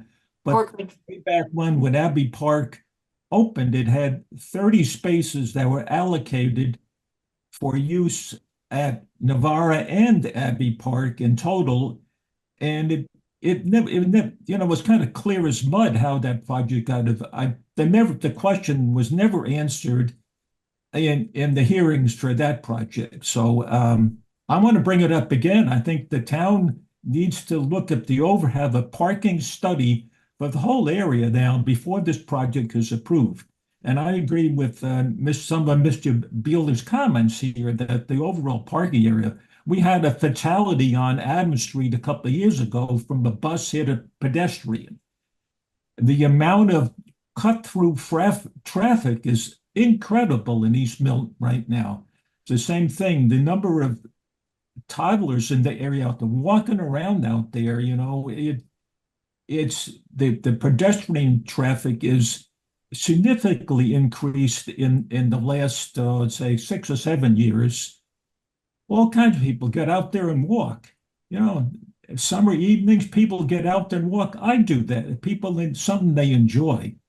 And the bicycle traffic has drastically increased off also. So there's a lot of things outside of the boundary of this property. By the way, I love going to the fruit market. Like I said earlier, I'm there every day, and almost the same for CVS because it's very convenient and it has what I need. So I think my problem is more with the concern. It was with the planning board and maybe the zoning board of appeals, and look into all the things that have been approved going back 10 or 15 years maybe, and redo a parking review. I may be saying the wrong word here, Cheryl, but or Meredith, please correct me on that. But the parking and the traffic control it can't possibly be policed by the police department. That's never going to happen.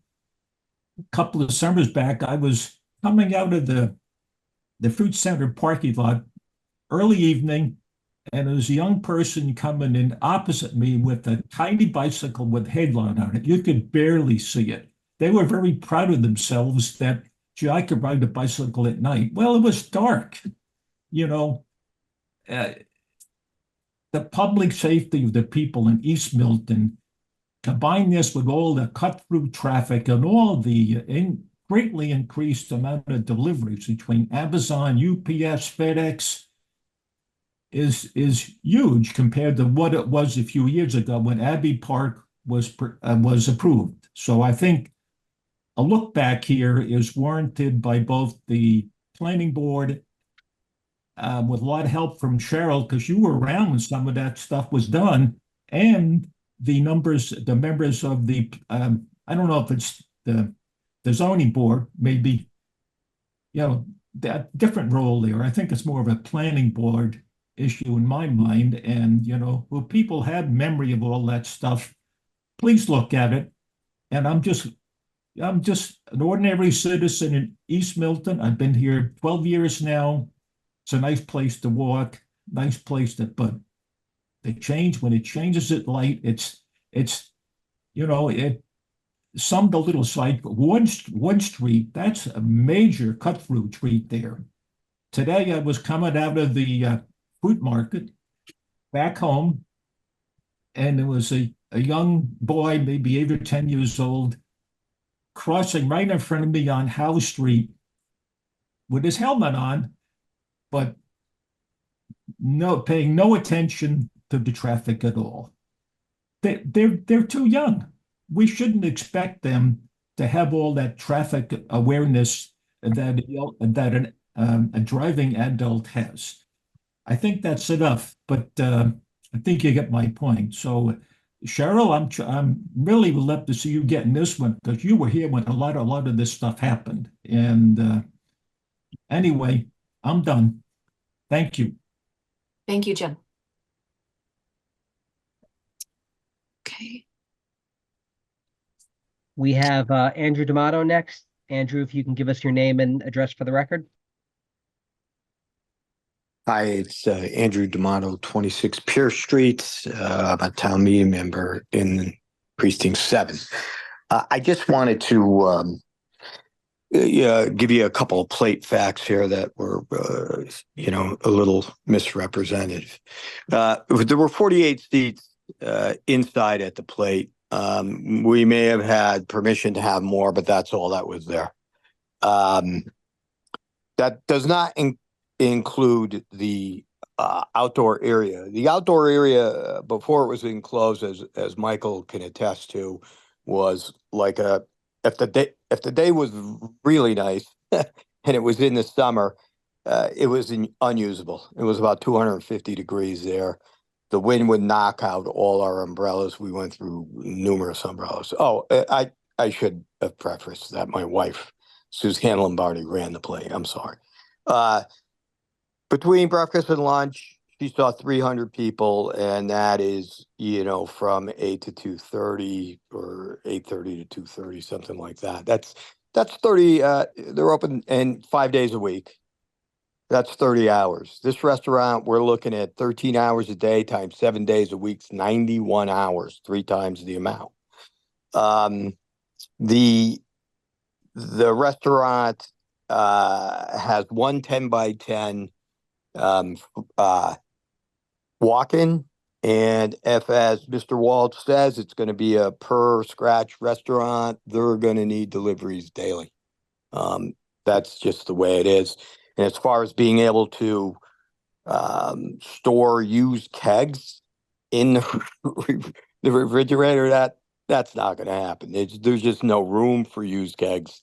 There's no room in that space. Even the small restaurant that was there, the Plate, there wasn't a square inch of that place that I didn't put a shelf in or somewhere to store. There's just not enough room up there right now to do what Mr. Walsh wants to do. And I'm wondering about the pizza oven. If you're going to have a pizza oven, how that impacts the neighbors as far as that a new stack, you're going to tie into the old stack. Now, no aspersions here, but Mr. Walsh's restaurants already had 2 fires in them. There was one when it was Java Joe's, and then there was one at Navarro. It's a real, it's a real problem in restaurants. And if you don't have the right ventilation and the right vents, this can happen, as we already saw. As far as the fryolator that went in there, the fryolator that was in the Plate was very small. It was used just in the morning once to pre-fry some hash brown potatoes and occasionally some garnish. You weren't doing French fries in there. You weren't doing fried calamari.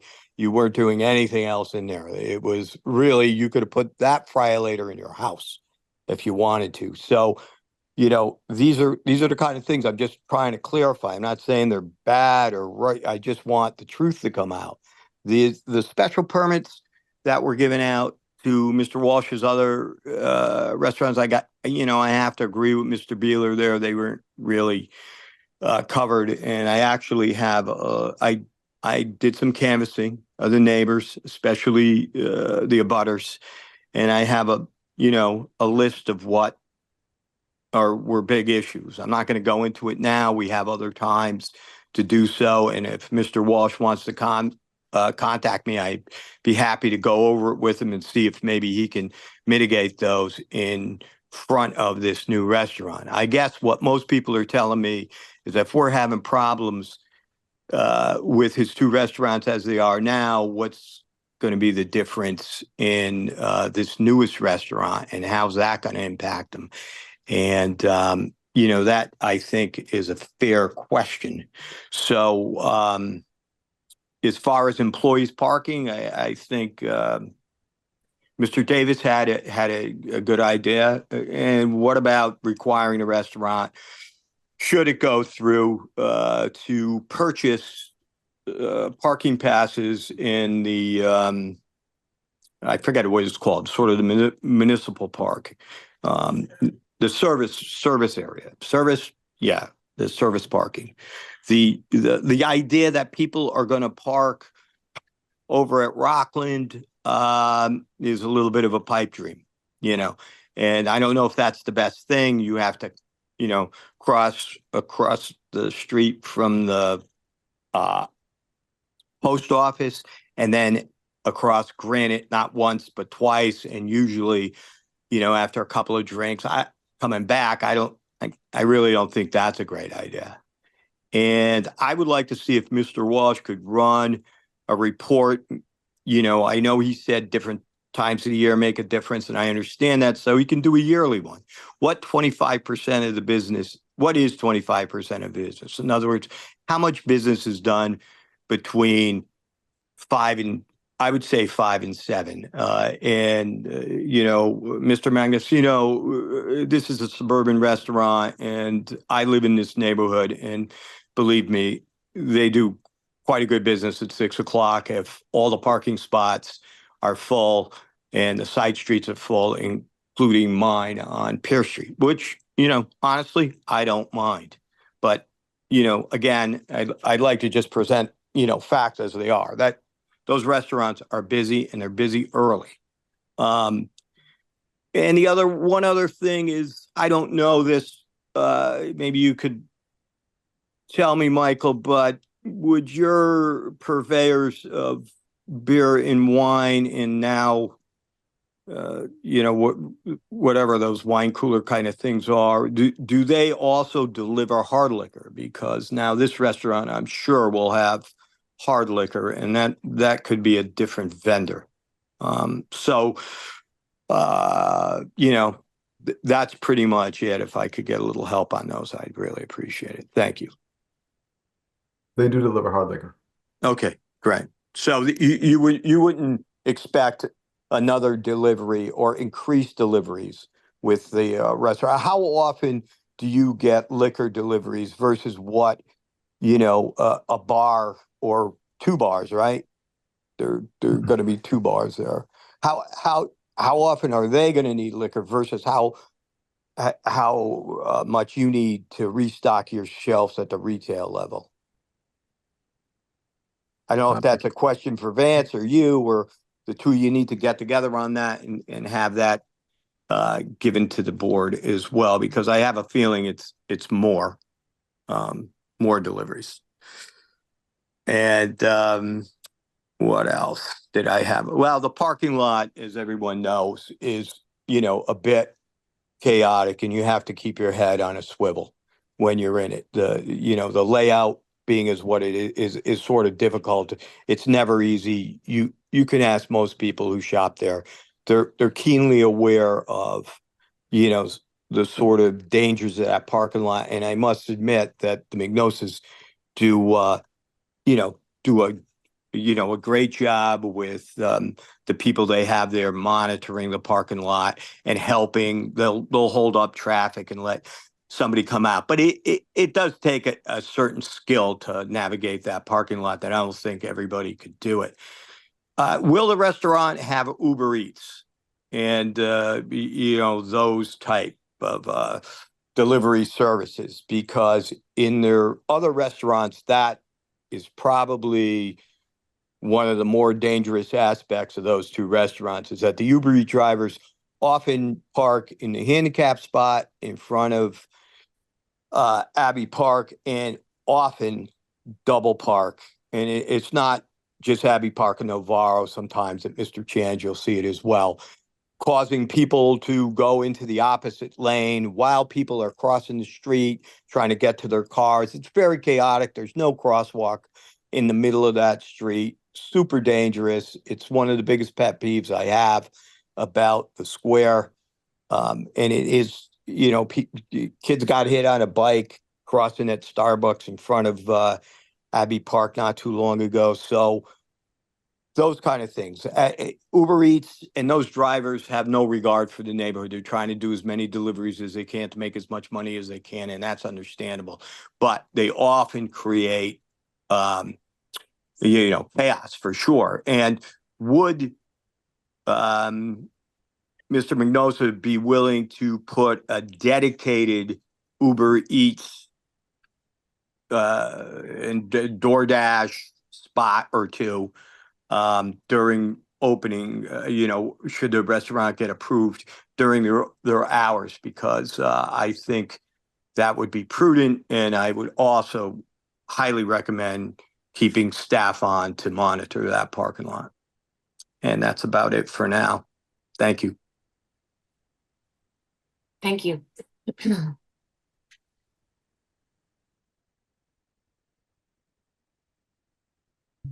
Give me a sec. We have Anne-Marie Fagan. Anne-Marie, if you can give us your name and address for the record, please.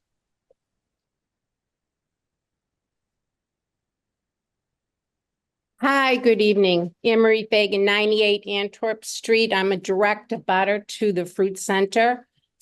First thing I would like to say is that Mr. McNosa runs a superb operation at the Fruit Center. However, that being said, I'm totally opposed to a 99-seat restaurant in my backyard. The former speaker touched on a lot of the questions I was going to ask, but I'm going to concentrate on traffic and lighting. Right now at my house, the lighting goes off at 10 p.m.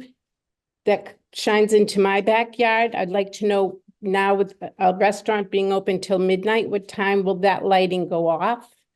The smells, we do smell his cooking during the day. Some of it's delicious, I will say, but with the Mediterranean restaurant open and serving till approximately 10 p.m., we will be smelling those smells all through the evening as well. I do not know how, Mr. McNoser, with all due respect, that you can say that not a lot will change. Truck traffic, as you know, does start at 8. However, they do start lining up earlier than that and sometimes idling. And the trucks are nonstop, one after the other. And you know, truck traffic is going to increase with the new restaurant. I do want to say I'm not opposed to a restaurant there. I'm not opposed to commercial. You all know me very well. I'm a big believer in commercial. I loved the plate when it was there as a frequent flyer there. And that was used during the day. I don't know how you can say that traffic will not be impacted, because if you're going to have brunch and lunch, that's going to be open when you're open.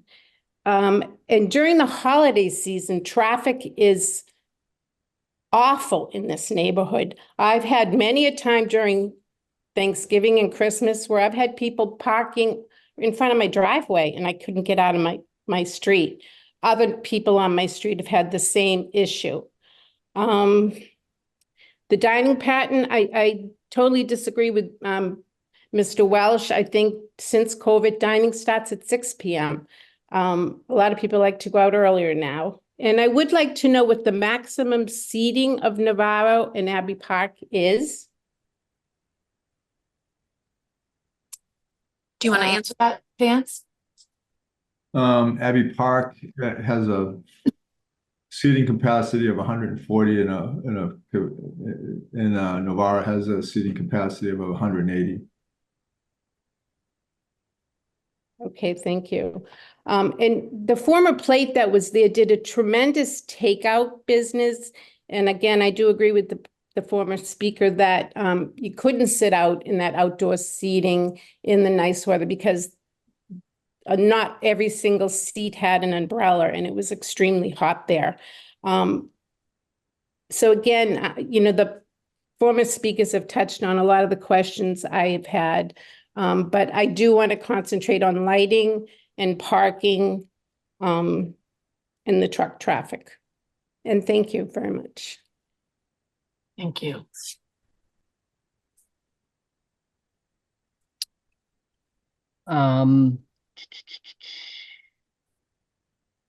We just have iPhone. We're gonna allow you to talk if you give us your name and address for the record, please.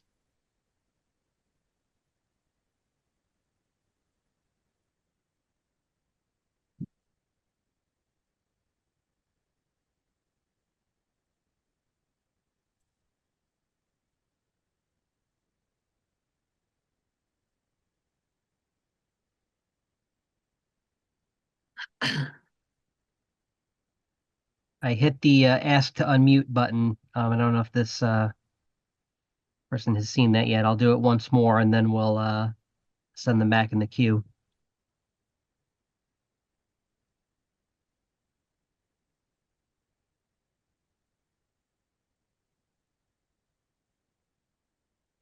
Okay, we do have Bob Kelly back. Bob, if you can give us your name and address for the record, please. Hi, Bob Kelly, 65 Franklin Street. Great, welcome.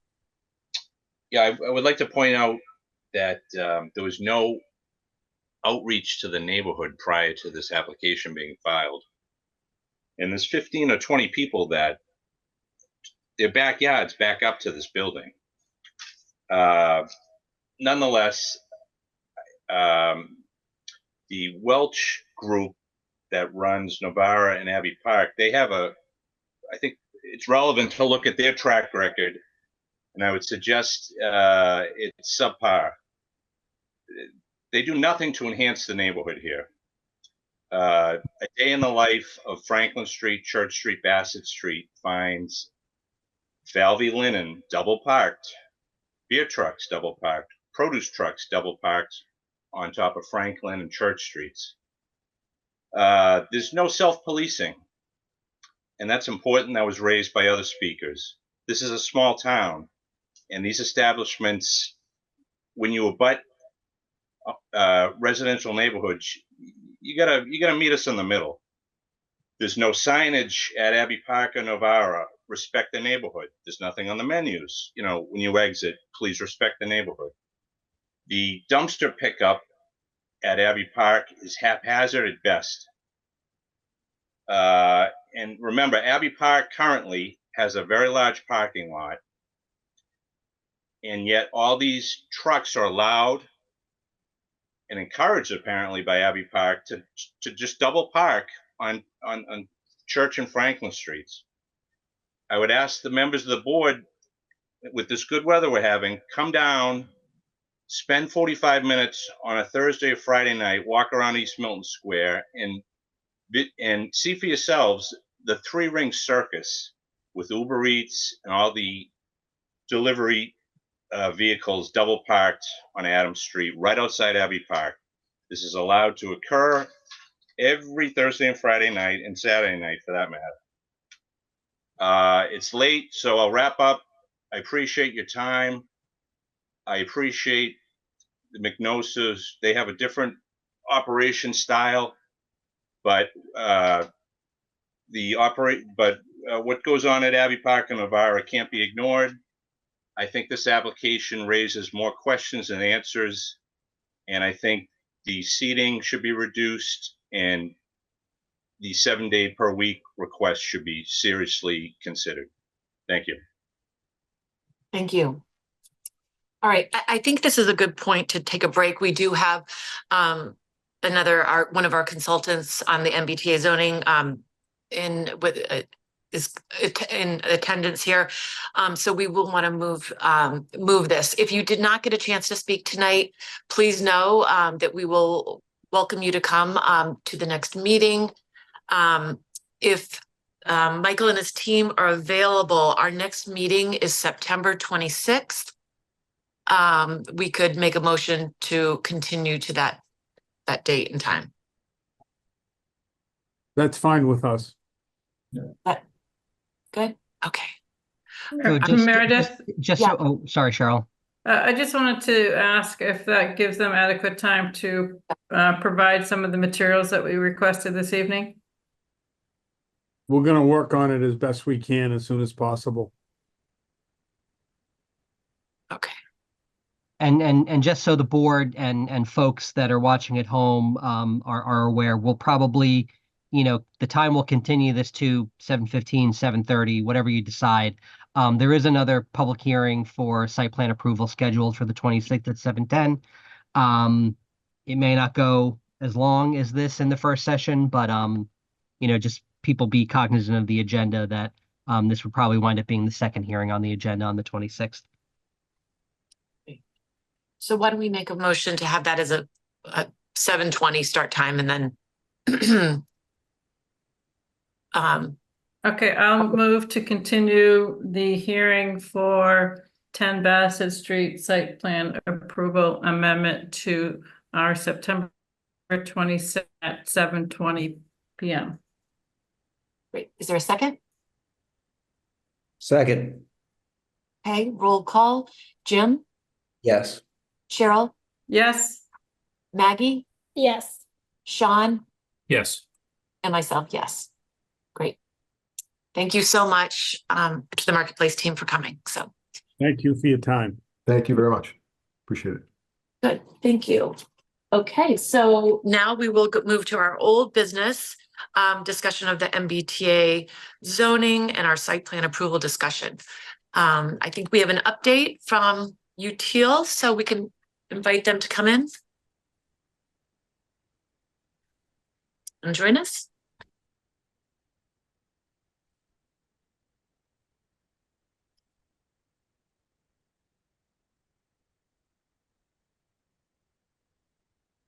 Matt, I think it's just you tonight, so welcome. Good evening. Give me 1 second to close the door to prevent some background noise. All right. Problem solved. Should I share my screen? Yes, please. Okay.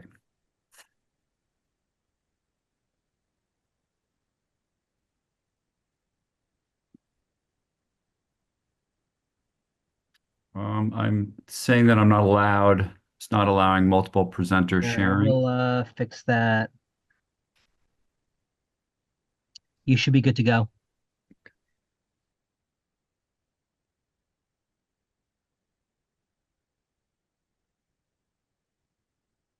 Okay, you all seeing this? Yes. Okay.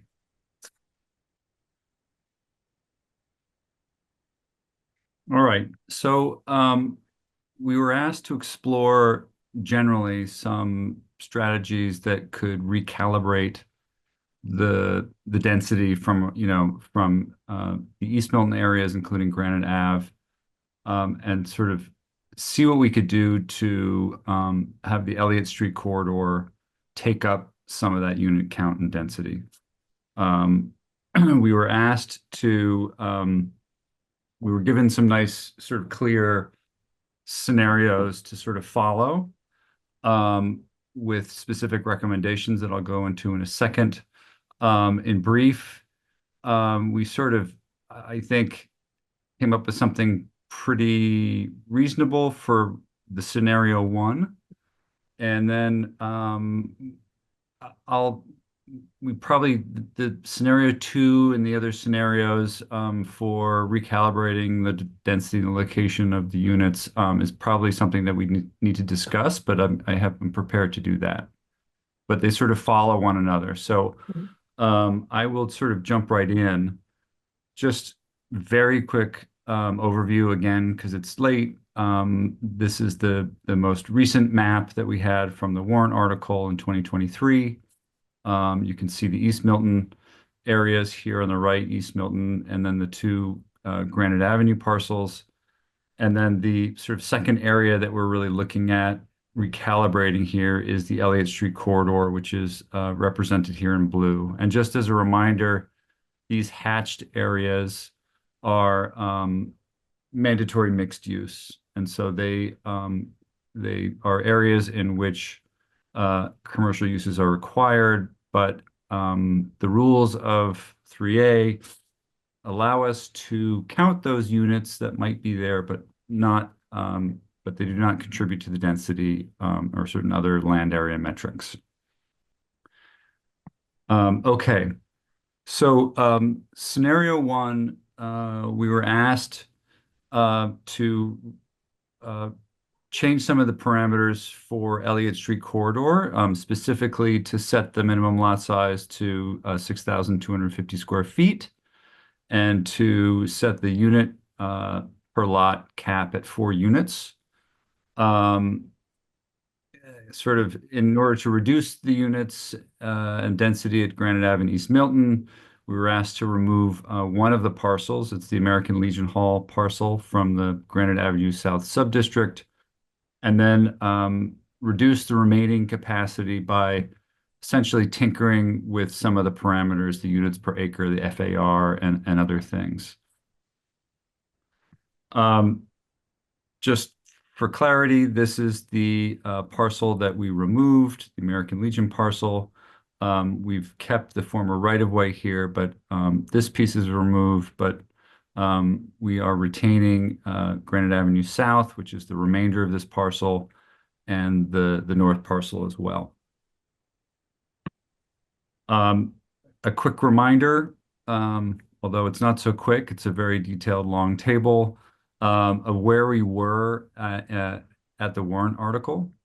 You can see Granite Avenue North and South, we had 45 units an acre, FAR of 1.1. East Milton Square, 30 units per acre. And it was giving us unit capacities in this range, 171, 530, and 423. What we've done is to, what you're seeing here is in yellow are some of the parameters that were recommended to us directly. And then in red are the additional sort of changes that we made, the numbers that we sort of fiddled with, if you will, to get us close to compliance. And what we're seeing is interesting, slightly fewer unit total, still above the requirement, and a slight increase in the density as well, but still pretty close to the 15 minimum. And as a reminder, the Milton Station West and Milton Station East, which are mandatory mixed use, don't really contribute to these the density calculations. And so just kind of in summary, what we're seeing is essentially a reduction of about 430 units from these 3 East Milton districts, and an increase of about 412 in the Elliott Street corridor. And I think there's, it's for obvious reasons. We're going to 4 units, and this parameter was a little bit higher in previous scenarios. Any questions so far? Yes, Matt, did you run this where it was 3 maximum units on the smaller size lot and then only 4 units on the 10,000 and above? We didn't, but we can. Okay. I think when we looked at this, or at least when I looked at this before and looked at that lot size, felt as if there was a lot of discussion about whether 7,500 square feet was a good minimum lot size for 3. So I think dropping the size and upping the density, something I was thinking of was first just dropping the size and then raising the units on the larger parcels. So I'd be curious to see how that comes out. Yeah, we can do that. Thank you. Can you also look at it at 5,000 or 5,500 on the Elliott Street corridor? We haven't. Again, we can run it that way. There's a bunch of different ways. Anything that lowers this number or increases this number obviously would affect what we need to do in Granite Ave, but we can run that number. There are probably a few parcels that get excluded by this minimum lot size requirement. And so I think that increase that we're seeing there is a result of probably capturing more units. And I think we were given that number on purpose, probably to capture some additional units that get to that size. Yeah, so when I looked at this, it was previously we had about 50% of the lots did not meet the minimum lot size. Yeah. And when we raised it to 6,250, we captured another 40%. Yep. I think, Jim's question about 5,000, I think would need some testing to go to 3 units on 5,000 square feet. But it would be good to know how many more lots that captures. That's probably in the spreadsheet that I prepared before. But I do think, we need to start to have some test fits of how that works. Yep. At that size. Yep. So while we're in the numbers, let me just go on to the second scenario. And this was a little bit contingent, right? It was if scenario 1 doesn't sort of get us far enough, or can we expand the Elliott Street corridor geography and continue to reduce the remainder of Granite Avenue in East Milton? One logic that was proposed is perhaps instead of an approximate 1,000-foot walk shed from Mattapan trolley stations, we increased to 1,200. And then again, in tandem with that, reducing further the Granite Avenue in East Milton. We haven't mapped this, And one of the reasons is that I think it's sort of mathematically impossible to increase the Elliott Street corridor geographic area without also further increasing the density. And the way that this math works here is, obviously we've got somehow, we're a little bit over on units and a little bit over on density. We can shave that remainder. So that's one possible way to continue to reduce the units in East Milton. The other is to increase not only the Elliott Street corridor area, but also its density. And it could be both of those things, but if we do increase the area, the density as well would have to go up. And so we'd have to put lower minimum lot sizes or tinker with those thresholds. We did a little bit of mathematical analysis to kind of understand this. And what we did was sort of looked at all those areas, the East Milton areas and the Elliott area, sort of to understand what we needed in terms of maintaining density. And so, our overall density denominator, again, not including the mixed minimum, the mandatory mixed use districts, gets us to this number here if we're at 15 units an acre. Right now in the East Milton and the Elliott Street corridor, this is in the revised scenario, we're between those two areas. We're hitting 1586, and between those areas that are at play, at least for this conversation, Elliott Street and East Milton, those two together have to get to 13.9 units an acre just so that the whole model holds together. We meet our sort of minimum. Right now, the highest density in the Elliott Street corridor is under 12, and some of the sub areas or the sub requirements are even sort of less than that. And so it's just a kind of interesting, I think, a useful way to look at this, which is before we go into the intricacies of mapping and excluding certain parcels and sort of going into the detailed mapping of this, that we just have to acknowledge that we would have to increase the density to, again, something approaching either greater than 12 and possibly as high as 14.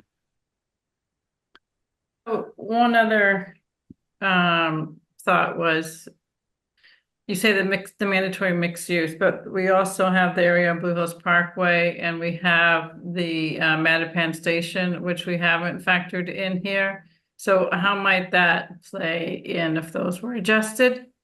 Yeah, I'm glad that you asked that because I wanted to bring that back up. So we haven't changed anything in Mattapan Station, which is in this model is one of the densest areas still. We could consider some adjustment to the Blue Hills Parkway.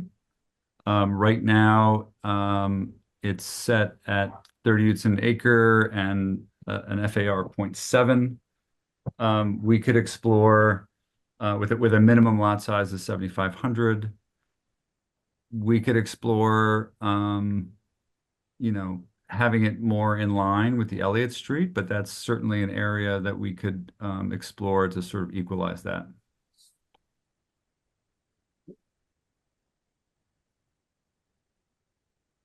What about, we had talked about 711 Randolph Ave, which is Right. 450. So let me go to that. That's the scenario 3. So what if we use these other districts? I think, again, based on this mathematical analysis of where we need to be and what those other districts would do for us. And depending on the precise calibration and the balance between Elliott Street and the more dense East Milton areas, we could certainly add one of these districts. These were, I think, were sort of certain areas that were recommended for consideration. But the really fundamental question is, in order for these to add and not detract from compliance, we would have to hit density thresholds at about 14 units an acre. And so, there's a question about whether that is desirable in these particular locations, but it's what the sort of model is telling us. Again, if we want to spread out that load a little bit, we still have to keep up some of the density. So did you look at just 711 Randolph Ave as a standalone parcel?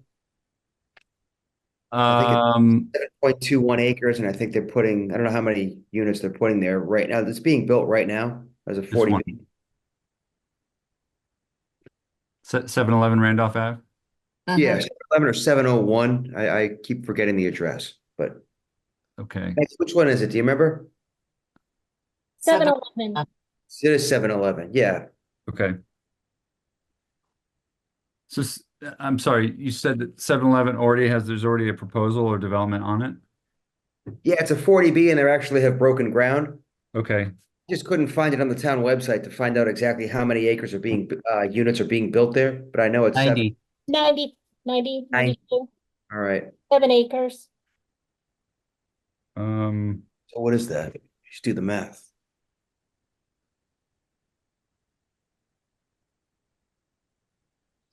So that's, I don't know.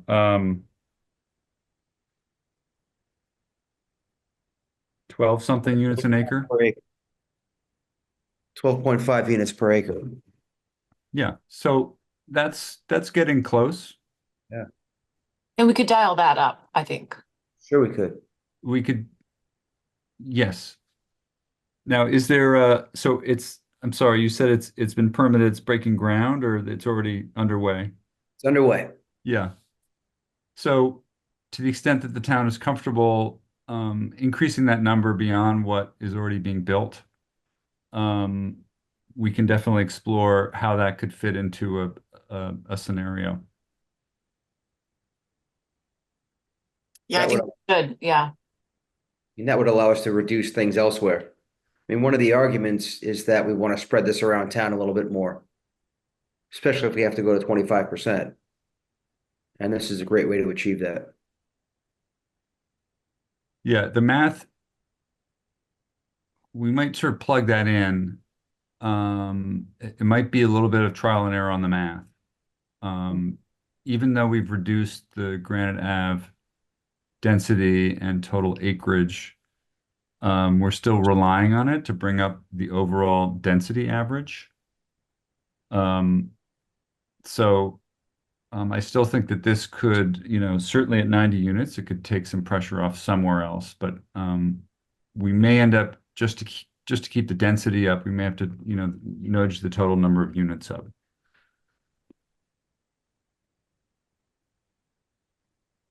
Or possibly reduce the Elliott Street corridor, which is dragging our density down. Yeah, I mean, reduce the Correct. lot size, you mean, right? Correct. I think my hunch is that if we're going to add this, we might need to reduce the Elliott Street geographical area. Reduce the geographical. Which might be good. In other words, yeah, there would be some streets we could take off. this acreage. Yeah. This Like acreage. Cliff Road, Norway, some of those, I have large lots and I don't think they're in it now though, Meredith. Oh, yes, they are. Some of them are. Oh, yeah. So the other thing just while we're thinking about that, we had thought about the Mattapan and Blue Hills Parkway. There's a commuter rail station where these areas fall within that half mile of the Blue Hill Ave on the Fairmount line. So Yes. if we roll in where that radius is, and we kind of maybe rethink the fact that that area right now has 3 different sub-districts in it. I don't know, Matt, if that's something that you can take a look at, if there's any recalibration in that area that would make any sense. We can look at that. It will have to be, again, we're the more areas we add, we've got to keep our density up, right?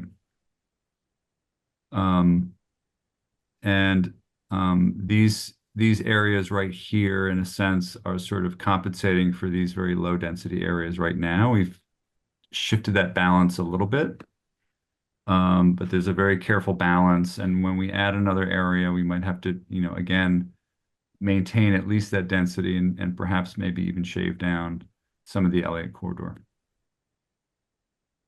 I don't know. Shave down Elliott. It's because when you're adding it somewhere else, Jim, it's that. No, I understand. Land area. Why. I get it, but I'm just thinking, my thought was to reduce Granite even more, or try to get rid of it, in East Milton Square. I know you guys don't agree with that, but I'd like to look at it in a different way, where you max out Elliott Street as much as possible, meaning going down to 5,000 and then work your way back up to a number that's palatable. Especially if you want to get rid of Norway and Cliff, because there's a lot of land over there with lots that are bigger than 10,000, where you could take advantage of the 4 unit per acre. I'm sorry, 4 units on a parcel scenario. So I'd like to test it at 5,000. Yep. Without that, and then look at it and then see how much it yields us, and then go back and adjust Granite accordingly. Yep. But I also think that we discussed removing Granite and replacing with Randolph or Brush Hill Road, so that we were not needing to really tinker with boundaries of districts, but we're doing more swap. But it was to do a little bit of calibration, so you didn't need to have your density elsewhere so much higher than the Elliott Street corridor. So we're calibrate the Elliott Street up a little, and then calibrate the other down, but not really look to add a lot of new land area, be swapping land area. I guess that's what my thinking was. Yeah, I don't have a problem with adding land area, but that's just me. I'm sorry? I don't have a problem with adding land area. Like if you look at the Elliott Street corridor, you have, 10 or 12 parcels on Maple Street on one side of Maple. It's like, why wouldn't we just incorporate those if they are 5,000 square feet? And we're testing for 5,000, I don't have a big problem adding more land area if it gets us where we need to be. That's where we got to go street by street. That's where a lot of the real work is. Yeah, again, we can add land area, but you also then have to increase the density that applies to the entire district. Yes, I get it. So I guess adding land area, I guess I mean adding lots that are, 5,000 square feet if we're testing 5, not adding lots that are, 3,500 square feet if we're testing for 5. Okay, yeah, changing. I'm just lost in that concept. I'm sorry. That's all right. You guys keep pushing. I'm tracking. All right.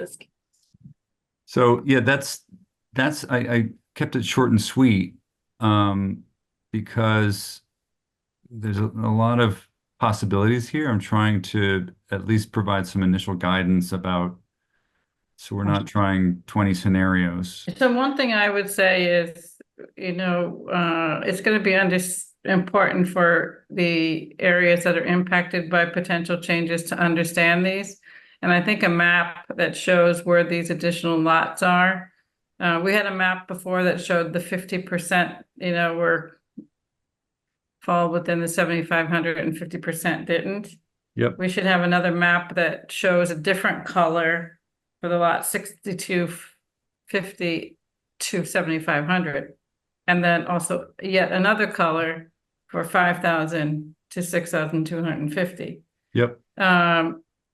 Because those parcels, and I also think we absolutely need to look at 3 units on anything less than 7,500 square feet or 7,500 square feet and less, and keep it at 4. And then whether that tells us we have to do something differently than what you've shown us here tonight. And I think we it will. haven't.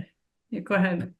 I think definitely if we bring this number down to 5,000, and even if it has 3, I'm thinking we might get a slight bump. But I think that this recalibration from 7,500 captured a lot of additional lots. I don't think my mathematical intuition is that there's not a huge amount of meat on the bone, so to speak, in the Elliott Street corridor to even more significantly reduce Granite Ave. And but we can push that as hard as we can and see where it gets us if that's the desire is to push this a little bit harder. I actually think we need to make sure that we're being smart about what's physically possible on these parcels. So I'm not opposed to having seeing what it looks like, but I'm not necessarily advocating that's the plan that we should move forward with, because for one, I spend a fair amount of time on the ground and in the drawings looking at those parcels that are smaller and feel as if it's going to be difficult to make those work in a way that the neighbors, aren't going to feel oppressed by.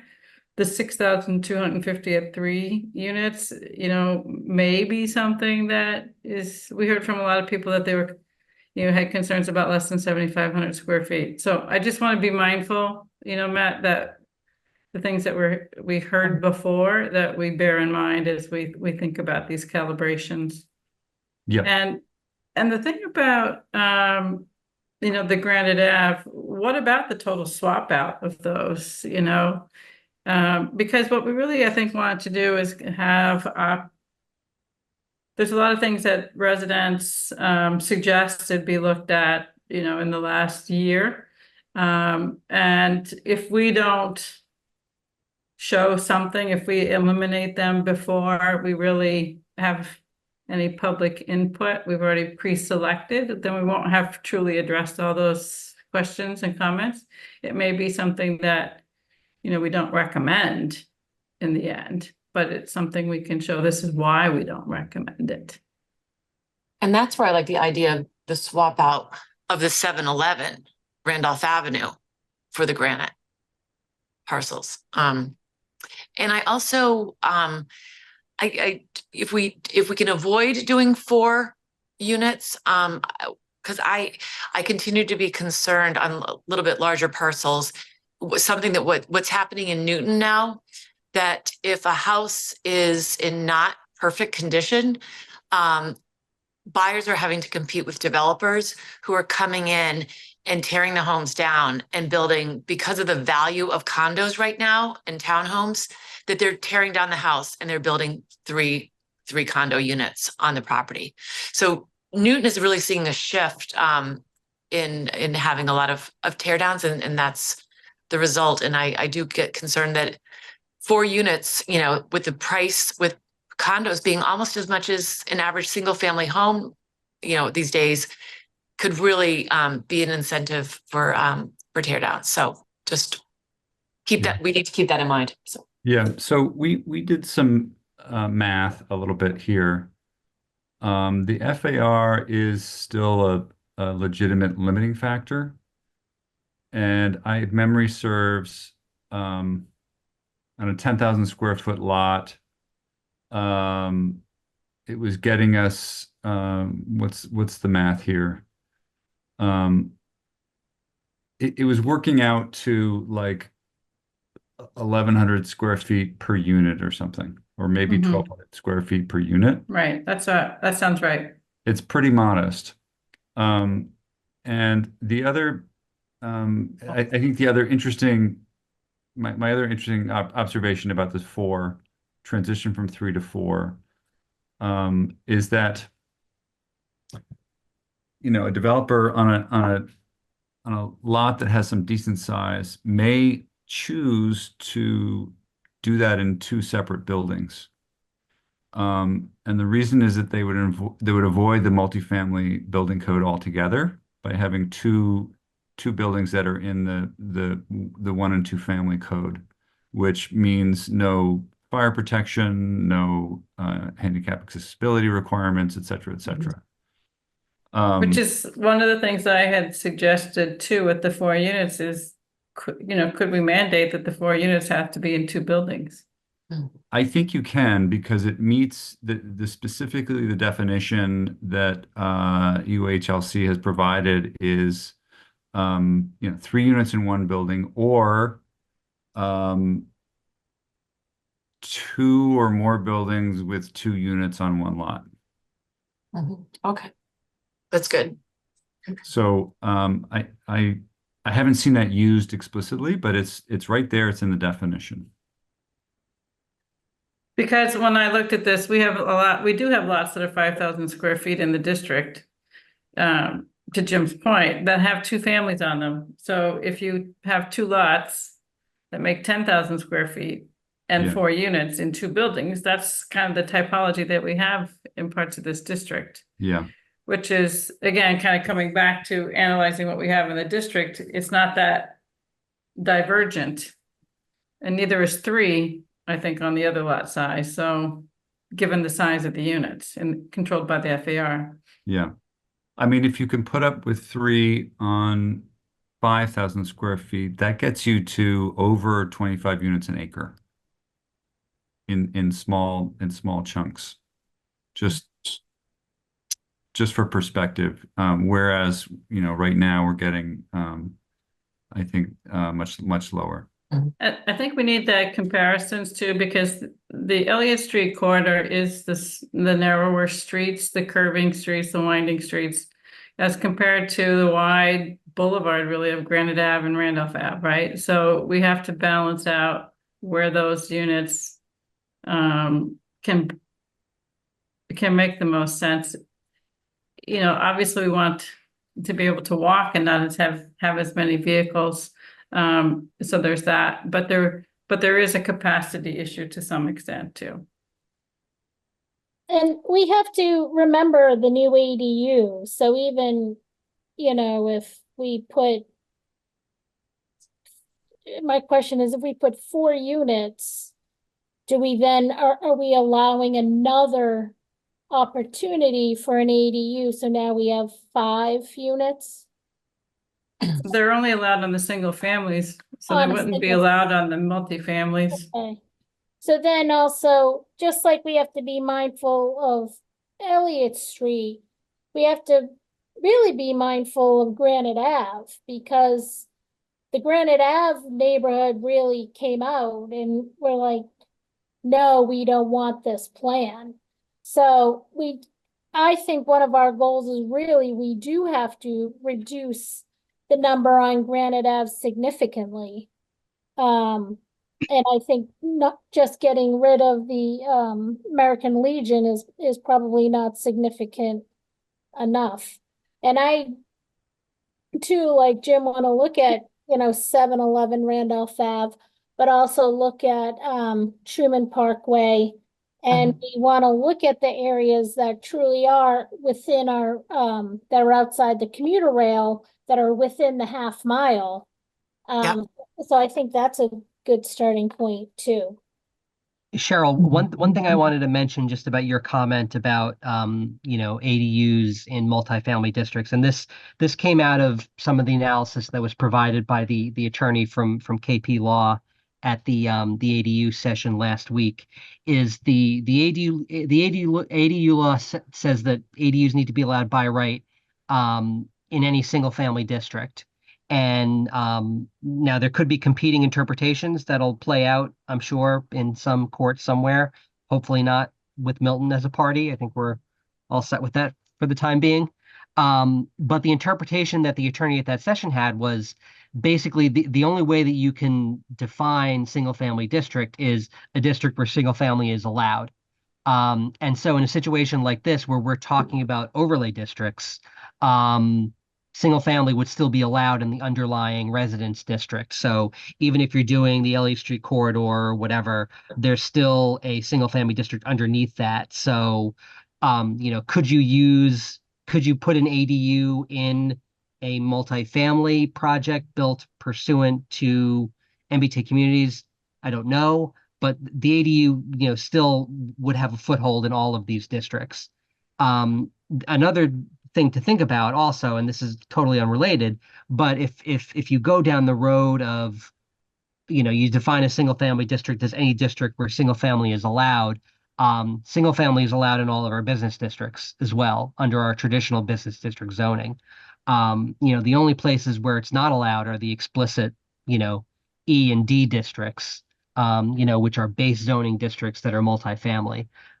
So I part of this is just to kind of not even clarify things, actually to muddy the waters, but also I think you do have to kind of keep these two things separate, I think, because if you're running away from things that make sense for MBTA communities because of ADUs, you're going to be running towards something that doesn't make sense for anything, I think. So I think staying focused on MBTA communities and you're going to have to let the chips fall where they fall on ADUs, because that's the one that's kind of even more, I think, just it's by right, and we don't have as much opportunity to put restrictions on it. So I want to come back to something that Maggie said in terms of neighbors and Granite Ave coming out. As soon as we have new districts, neighbors are going to need to get caught up, and, neighbors are going to probably be concerned about new districts. So I don't think we should make all of our decisions based on, neighbors from a district that, we're concerned to say, we have to address that, because we're going to get ourselves with chasing a tail that we're never going to get. I mean, we have to have some sound logic, I think, for what we've heard, what we want to address, and how to come up with some revisions that are going to be understandable, and people can understand, how it can work and what the trade-offs might be. So if we said the goal is, to remove some unit capacity or some density from East Milton Square, here's some ways to do it, right? So some way to do it is to swap out a district entirely, because you're removing the acreage from that area and putting it somewhere else. So that's a very simple scenario.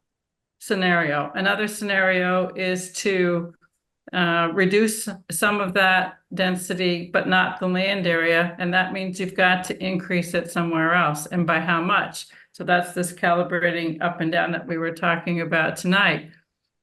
And then is there a scenario where there's some combination of that? And that's, I think, the harder one. I do think there were questions about whether we should expand the Elliott Street corridor, the districts within the half mile of the trolley. However, we know from before that, similar to what Matt said tonight, you just have to increase the density so much that you're way overshooting the requirement of the 25%. So I think, it may be worthwhile to come back and just have a slide which demonstrates that. Again, sort of as much for the public as for us, in terms of here are all the scenarios that were looked at or have been added and looked at. And in the end, we'll come up with some kind of recommendation. Yeah. And I did, the Truman Parkway, I don't know that was that completely ruled out? And I'm trying to remember again what the lots are, the acreage of the ice house. What is Yeah, that house is small. It's like 2.2. It's small. That's what I thought too. The only opportunities we have are the 648 Canton Ave, 1200 Brush Hill Road, 711 Randolph. And then that parcel, I keep coming back to my 7 acres over off of Fuller Village, that little sliver. But we don't know if it's separate or if Fuller Village needs it for their open space requirement for their existing build out. We were gonna look at that, I think. Yeah, I came up short on the town website. I was gonna go to town hall and start asking people. I think Tim was on vacation that week. But Tim, did you have any luck with that? Finding out if they could develop that parcel? It's one of the parcels that's already developed, I think. I did not. I'd have to really kind of search through their site plan approval for that one, but also, yeah, we'd have to give that a close look to see if that threw off Fuller Villages. They do have a significant open space requirement. It's the whole kind of point of the development. And again, that the way that is treated is it's still part of the same parcel as the main Blue Hill Ave campus. And so from a modeling perspective, you can't just put that in without putting in the enormous parcel that already has most of the Fuller Village units on it, which, you know, That's what we were gonna find out, right? Because they're two separate lots, I thought, with one owner. I thought that was the issue, right? It shows up in our GIS as a single parcel. So you'd have to like really go back in the registry and kind of figure out if those have always been the same. Were they ever combined? Were they ever separated? You know, the GIS is not always accurate, but you know, there's a reason why those are connected in the GIS. It's connected to the assessor's database. And so, you know, from a practical perspective, you know, there may be something there, but from a modeling perspective, like we can't just hand that parcel off to Matt and say, all right, you know, pretend that this part of the parcel is not connected to the other part. It's not how the model works. It's not how the guidelines are going to kind of let you do that. Yeah, no, I get that. And I thought we were gonna look at it, but if it's too much trouble, then we'll have to do it somewhere else. I get it. Okay. For these districts that are on the screen, how many acres are the Randolph Ave 2 and 3, which combined are Randolph 1, right? I don't know offhand. So what was your concern, Matt, about looking at these districts, or did you? It's just, again, we're chasing density. But if we swap it out for Granite Ave North and South. If we literally swap it out, we're going to have to meet, you know, these levels of density. This is the reduced level. This is the reduced level, yeah. But yes, so I think we need to look at what that is if we're going to really. So that's a little bit why we paused, right? These parcels are, particularly Grand Avenue North, is completely isolated from anything, right? But these other parcels on Randolph are, you know, directly abutting single family neighborhood. And you know, those 25 units an acre, 30, 40, that's getting pretty high. And so I want to put those numbers before we start just running endless numbers of scenarios. And just a question while we're looking here, don't we run into the same problem with Randolph Ave 2 and 3 as we do with Fuller Village? Yeah. That it's one owner, 2 different parcels. So if Tim says it can't be done at Fuller, why could it be done here? I don't think they're the same. Fuller is permitted and it's one parcel. Fuller, you can't separate it and separate out Fuller's. You'd have to do the entirety of it, which is different acreage. Randolph Ave 3 is permitted. They have a separate permitted business there. What I meant with Fuller Village is that what looks to be two parcels with a single owner is actually one parcel with one owner. In all of these cases, on the left-hand side, it's three parcels owned by Copeland. Those are three separate and distinct parcels. You could have highlighted one and not the other two, or two and not one of them. And same thing on the right side. Those are two parcels with one owner, not one parcel with one owner. So you could again take the top one and not do the bottom one, or do the bottom one and not do the top one.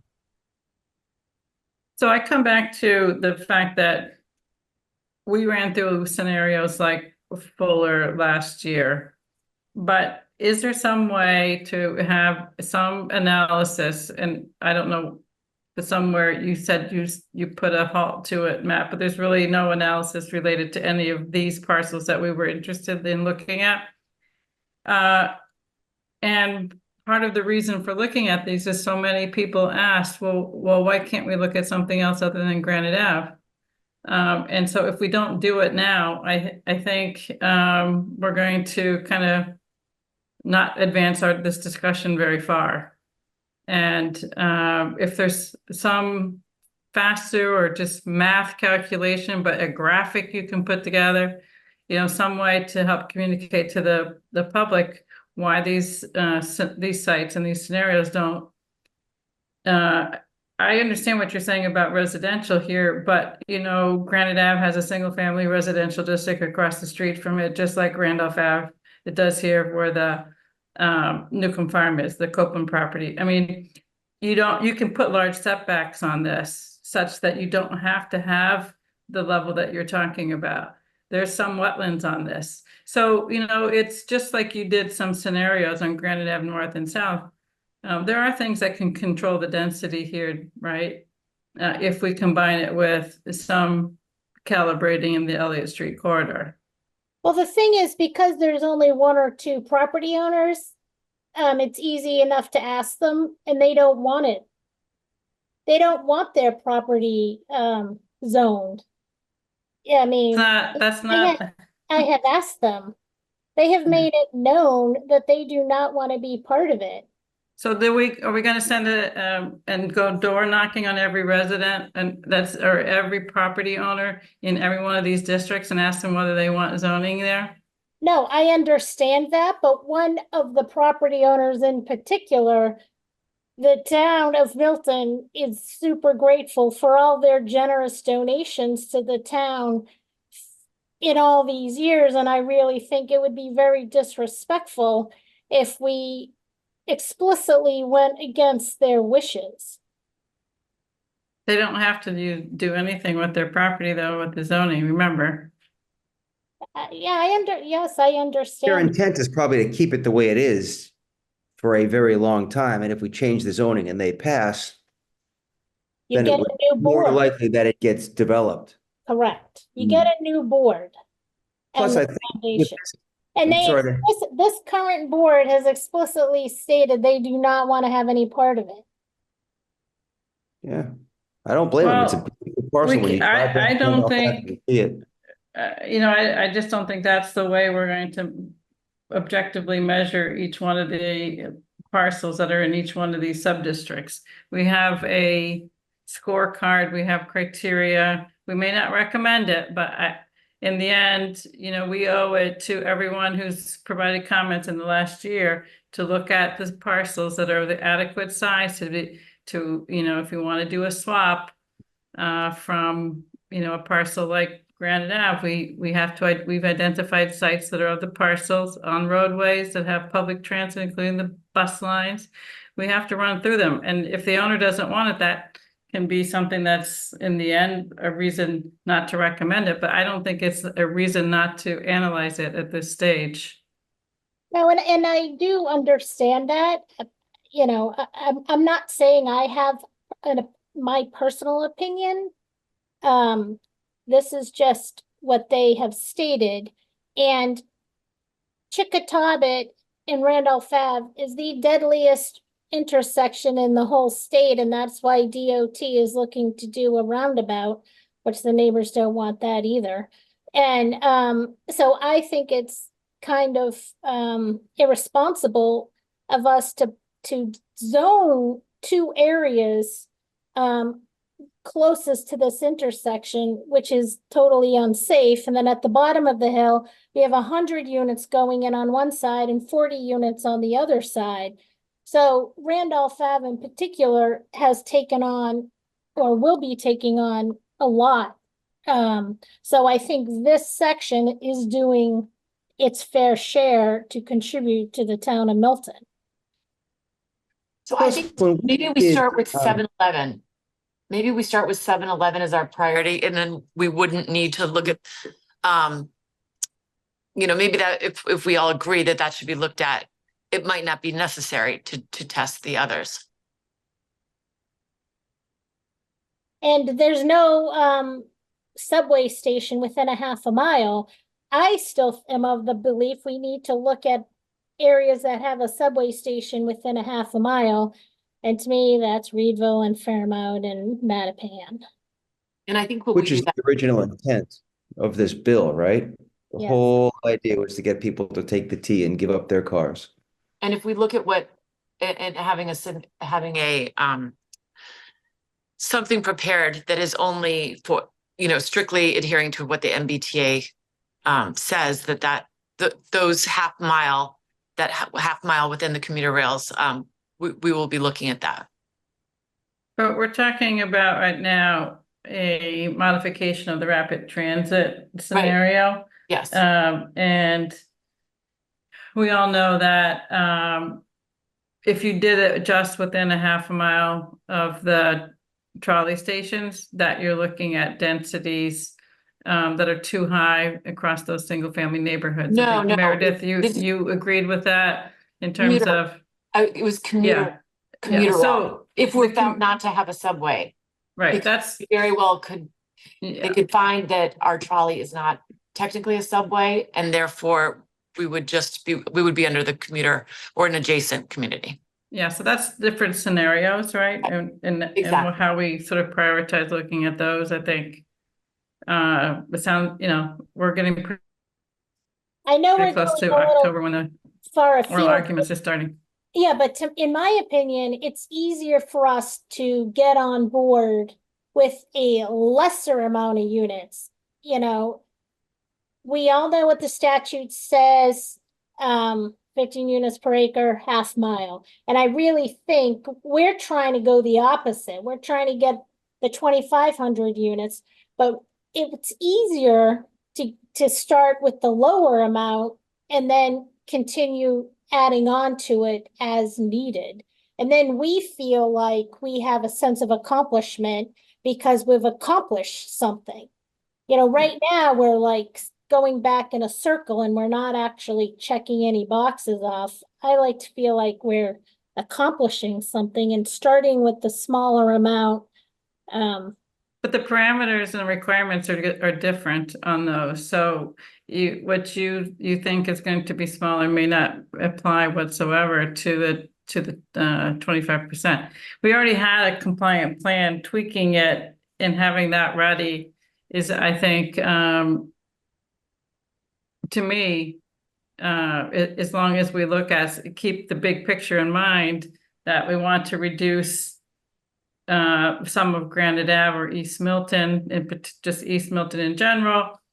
And one way to do that is to raise a bit in the Elliott Street corridor or to swap out Granite Ave for another site, another location. And you don't have to go through all these other iterations. We have to pick which one you might swap it out with and understand what that might look like. Do you swap it out with 1200 Brush Hill Road? Do you swap it out with 7-Eleven Randolph Ave? Those are to me, if you can at least agree to those are the cleanest. It's very easy conversion of that nursing home to housing if that ever changed use at 1200 Brush Hill Road. And then as far as the other Randolph Ave and the St. Pius and the Truman Parkway, maybe those just get put aside for now. Were there other ones in your slide deck here, Matt? I think this is just what we have on the list right now. Yeah. Yeah, I still keep going back to 648 Canton Ave, even though I know you say it's under litigation. I think something's gonna happen on that site, and it's 5.3 acres. And that seems like low-hanging fruit, just like 7-Eleven, Randolph Ave. It'd be nice to look at that, in spirit of looking at everything. Because I think what we're gonna find on the Hillside Road, this Randolph Ave 2, is that the denominator number is so big, you're gonna have to, especially if you play with the FAR and the setbacks, you're gonna have a huge number of units, which would have to make them pretty tall. Kind of like the problem we had with Fuller Village when we first started looking at this stuff. It was something like 1,200 units down there, and I know I lost my mind. Well, I looked at this Randolph numerically, and it's the same size, I think, as Granite Ave South. So it's Yeah, which was it's a swap. It's a 530 swap. something units, right? Yeah, I mean, well, it's a Granite swap Ave for South, that. Right. No, So, so I I don't think I wouldn't be interested in putting 500 units down here, right? Well, Granite it's South was it's a 532. calibrated smaller number, though. So we're at 10:15 right now. Why don't we let Matt, I think what our request would be is if we could see the scenarios just so we can, when we're, having a public meeting on this, that we can show what happens if we were to swap out for Granite Avenue, 7-Eleven, Randolph Avenue, and 1,200 Brush Hill Road. Does that sound good to the board? And then we'll be able to see what that does to the other areas as far as increasing density, or not increase, or maybe not. What about Truman Parkway? And Truman Parkway, I liked that also, but that was the issue. Did we find a way to bring in to make it a 5-acre parcel? No. What if we include the parcel that they're selling? That's 7 Brush Hill Road. Is it Blue Hill Ave or Brush Hill Road? Amore Road? No, They're not selling it. It's only a request of interest. They're not. We can't zone DCR property. That's the problem with the paper mill. Yeah, the issue with the paper mill site is that the paper mill site itself is less than 5 acres. In order to get it to more than 5 acres, you need to include parcels across Truman Parkway. But they're currently separated by DCR land. We weren't able to do this to get contiguity on Granite Ave by using DCR land to get to Granite Ave and the DPW site to be contiguous. I don't suspect that they would let us do the same on Truman Parkway. Would it be worth, it might be worth asking. Could we just make that request to see what they would say? I can do that. Especially if we gave them high density. As far as the other thing in terms of what they should look at, I just want to make sure we're all clear or agree that on that Elliott Street corridor tier 1, that's instead of 4, that's 3 units per parcel at the 6,250.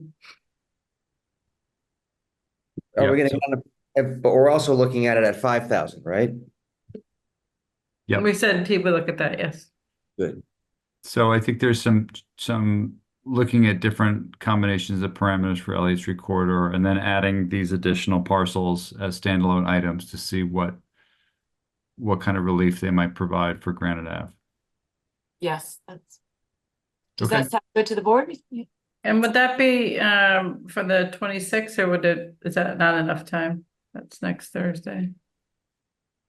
I'm without my project manager, so I'd be in trouble if I promised, some things, but we will let Tim know as soon as possible. Okay, great.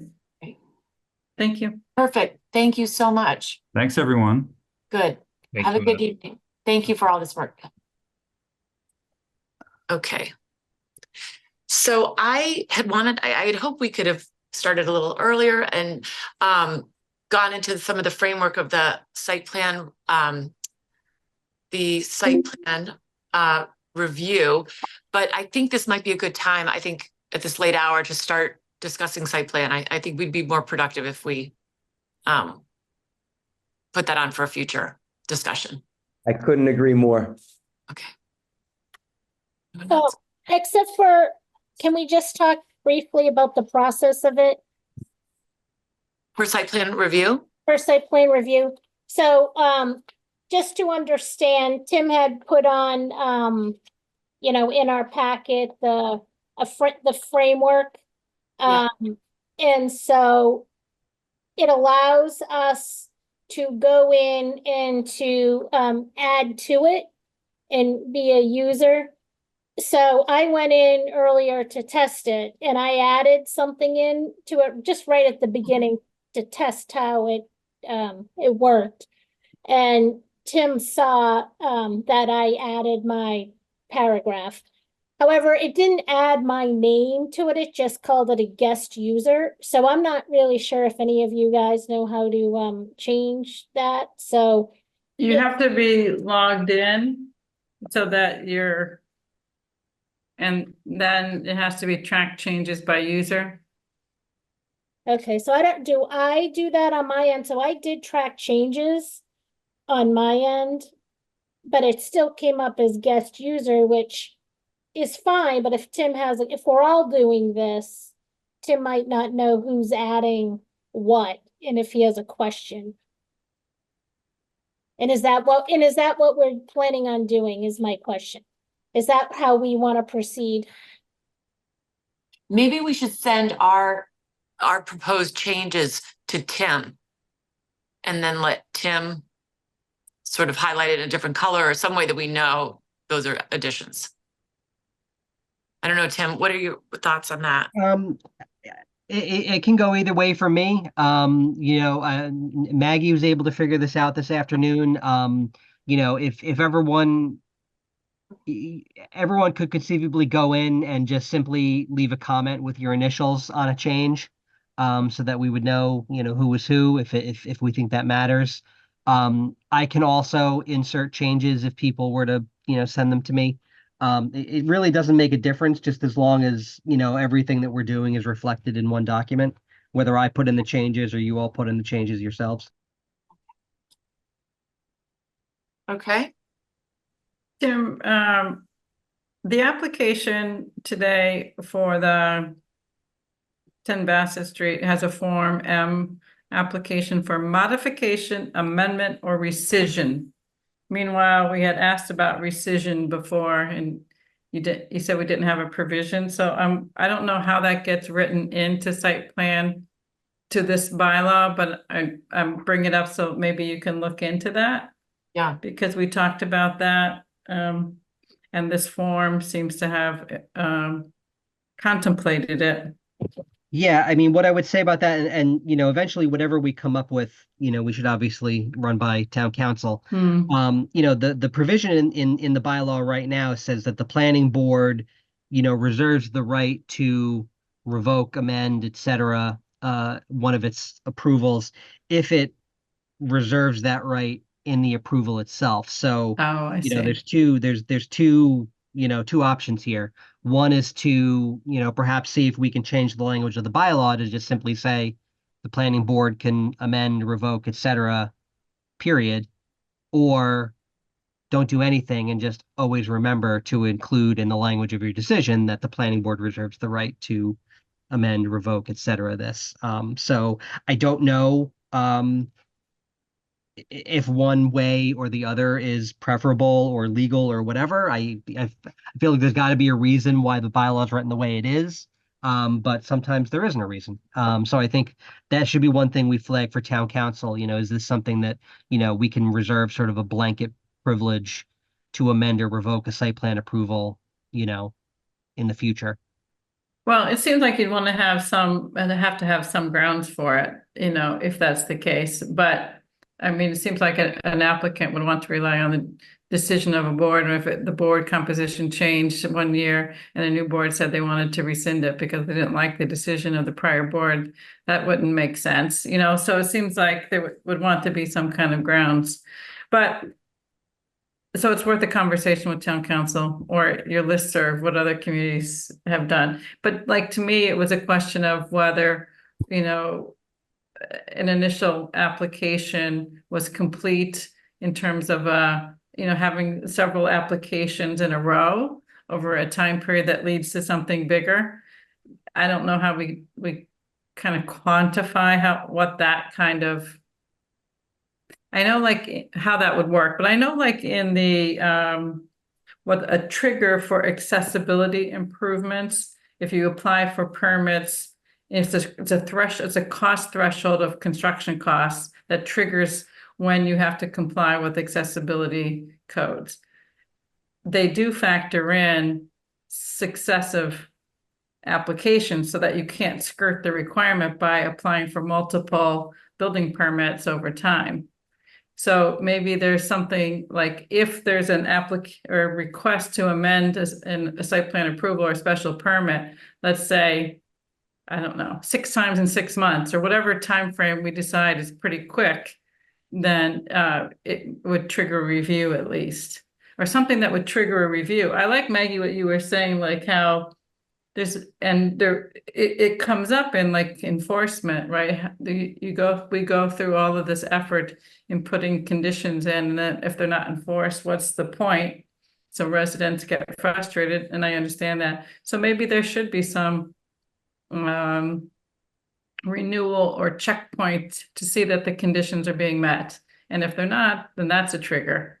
So I guess we'd have to think about what would trigger a potential rescinding of an approval. Yeah. And in most cases, like, not to, and I'll plead the fifth, if if I look at my special permit, and it's a very onerous special permit, and sometimes something gets by, like I can't, it's difficult to enforce, every single day. But if something arises, I try to work in good faith, and I do think that most applicants do want to work in good faith, but there could be a time when sometimes people don't want to work in good faith. And, and I don't know how many times you let it go by, but the more onerous the permits are, the more often there's going to be a time when you don't meet one of the requirements. Because we don't want over-policing either. Right, and then there's the question of when should it be a new application and not an amendment? Yeah. Because an amendment applies that it's something minor relative to the last application. And, at what point is it no longer minor and it triggers something new? Yeah. Because you don't want, I mean, maybe this can't be fully codified, but we are running into some of these questions, I think. Yep. Or situations anyway, that lead us to these questions. All right. All right. Oh, go ahead. It's fine. Sorry, Jim. I just was going to say, are we ready for a motion to adjourn? We are. But go ahead, Jim. Say what, and then. No, it's good. My thought can wait. Motion to adjourn. Second. All right. Roll call. Maggie? Yes. Sean? Yes. Cheryl? Yes. Jim? Yes. And myself, yes. Good Good evening. everyone. Good night. Thank you.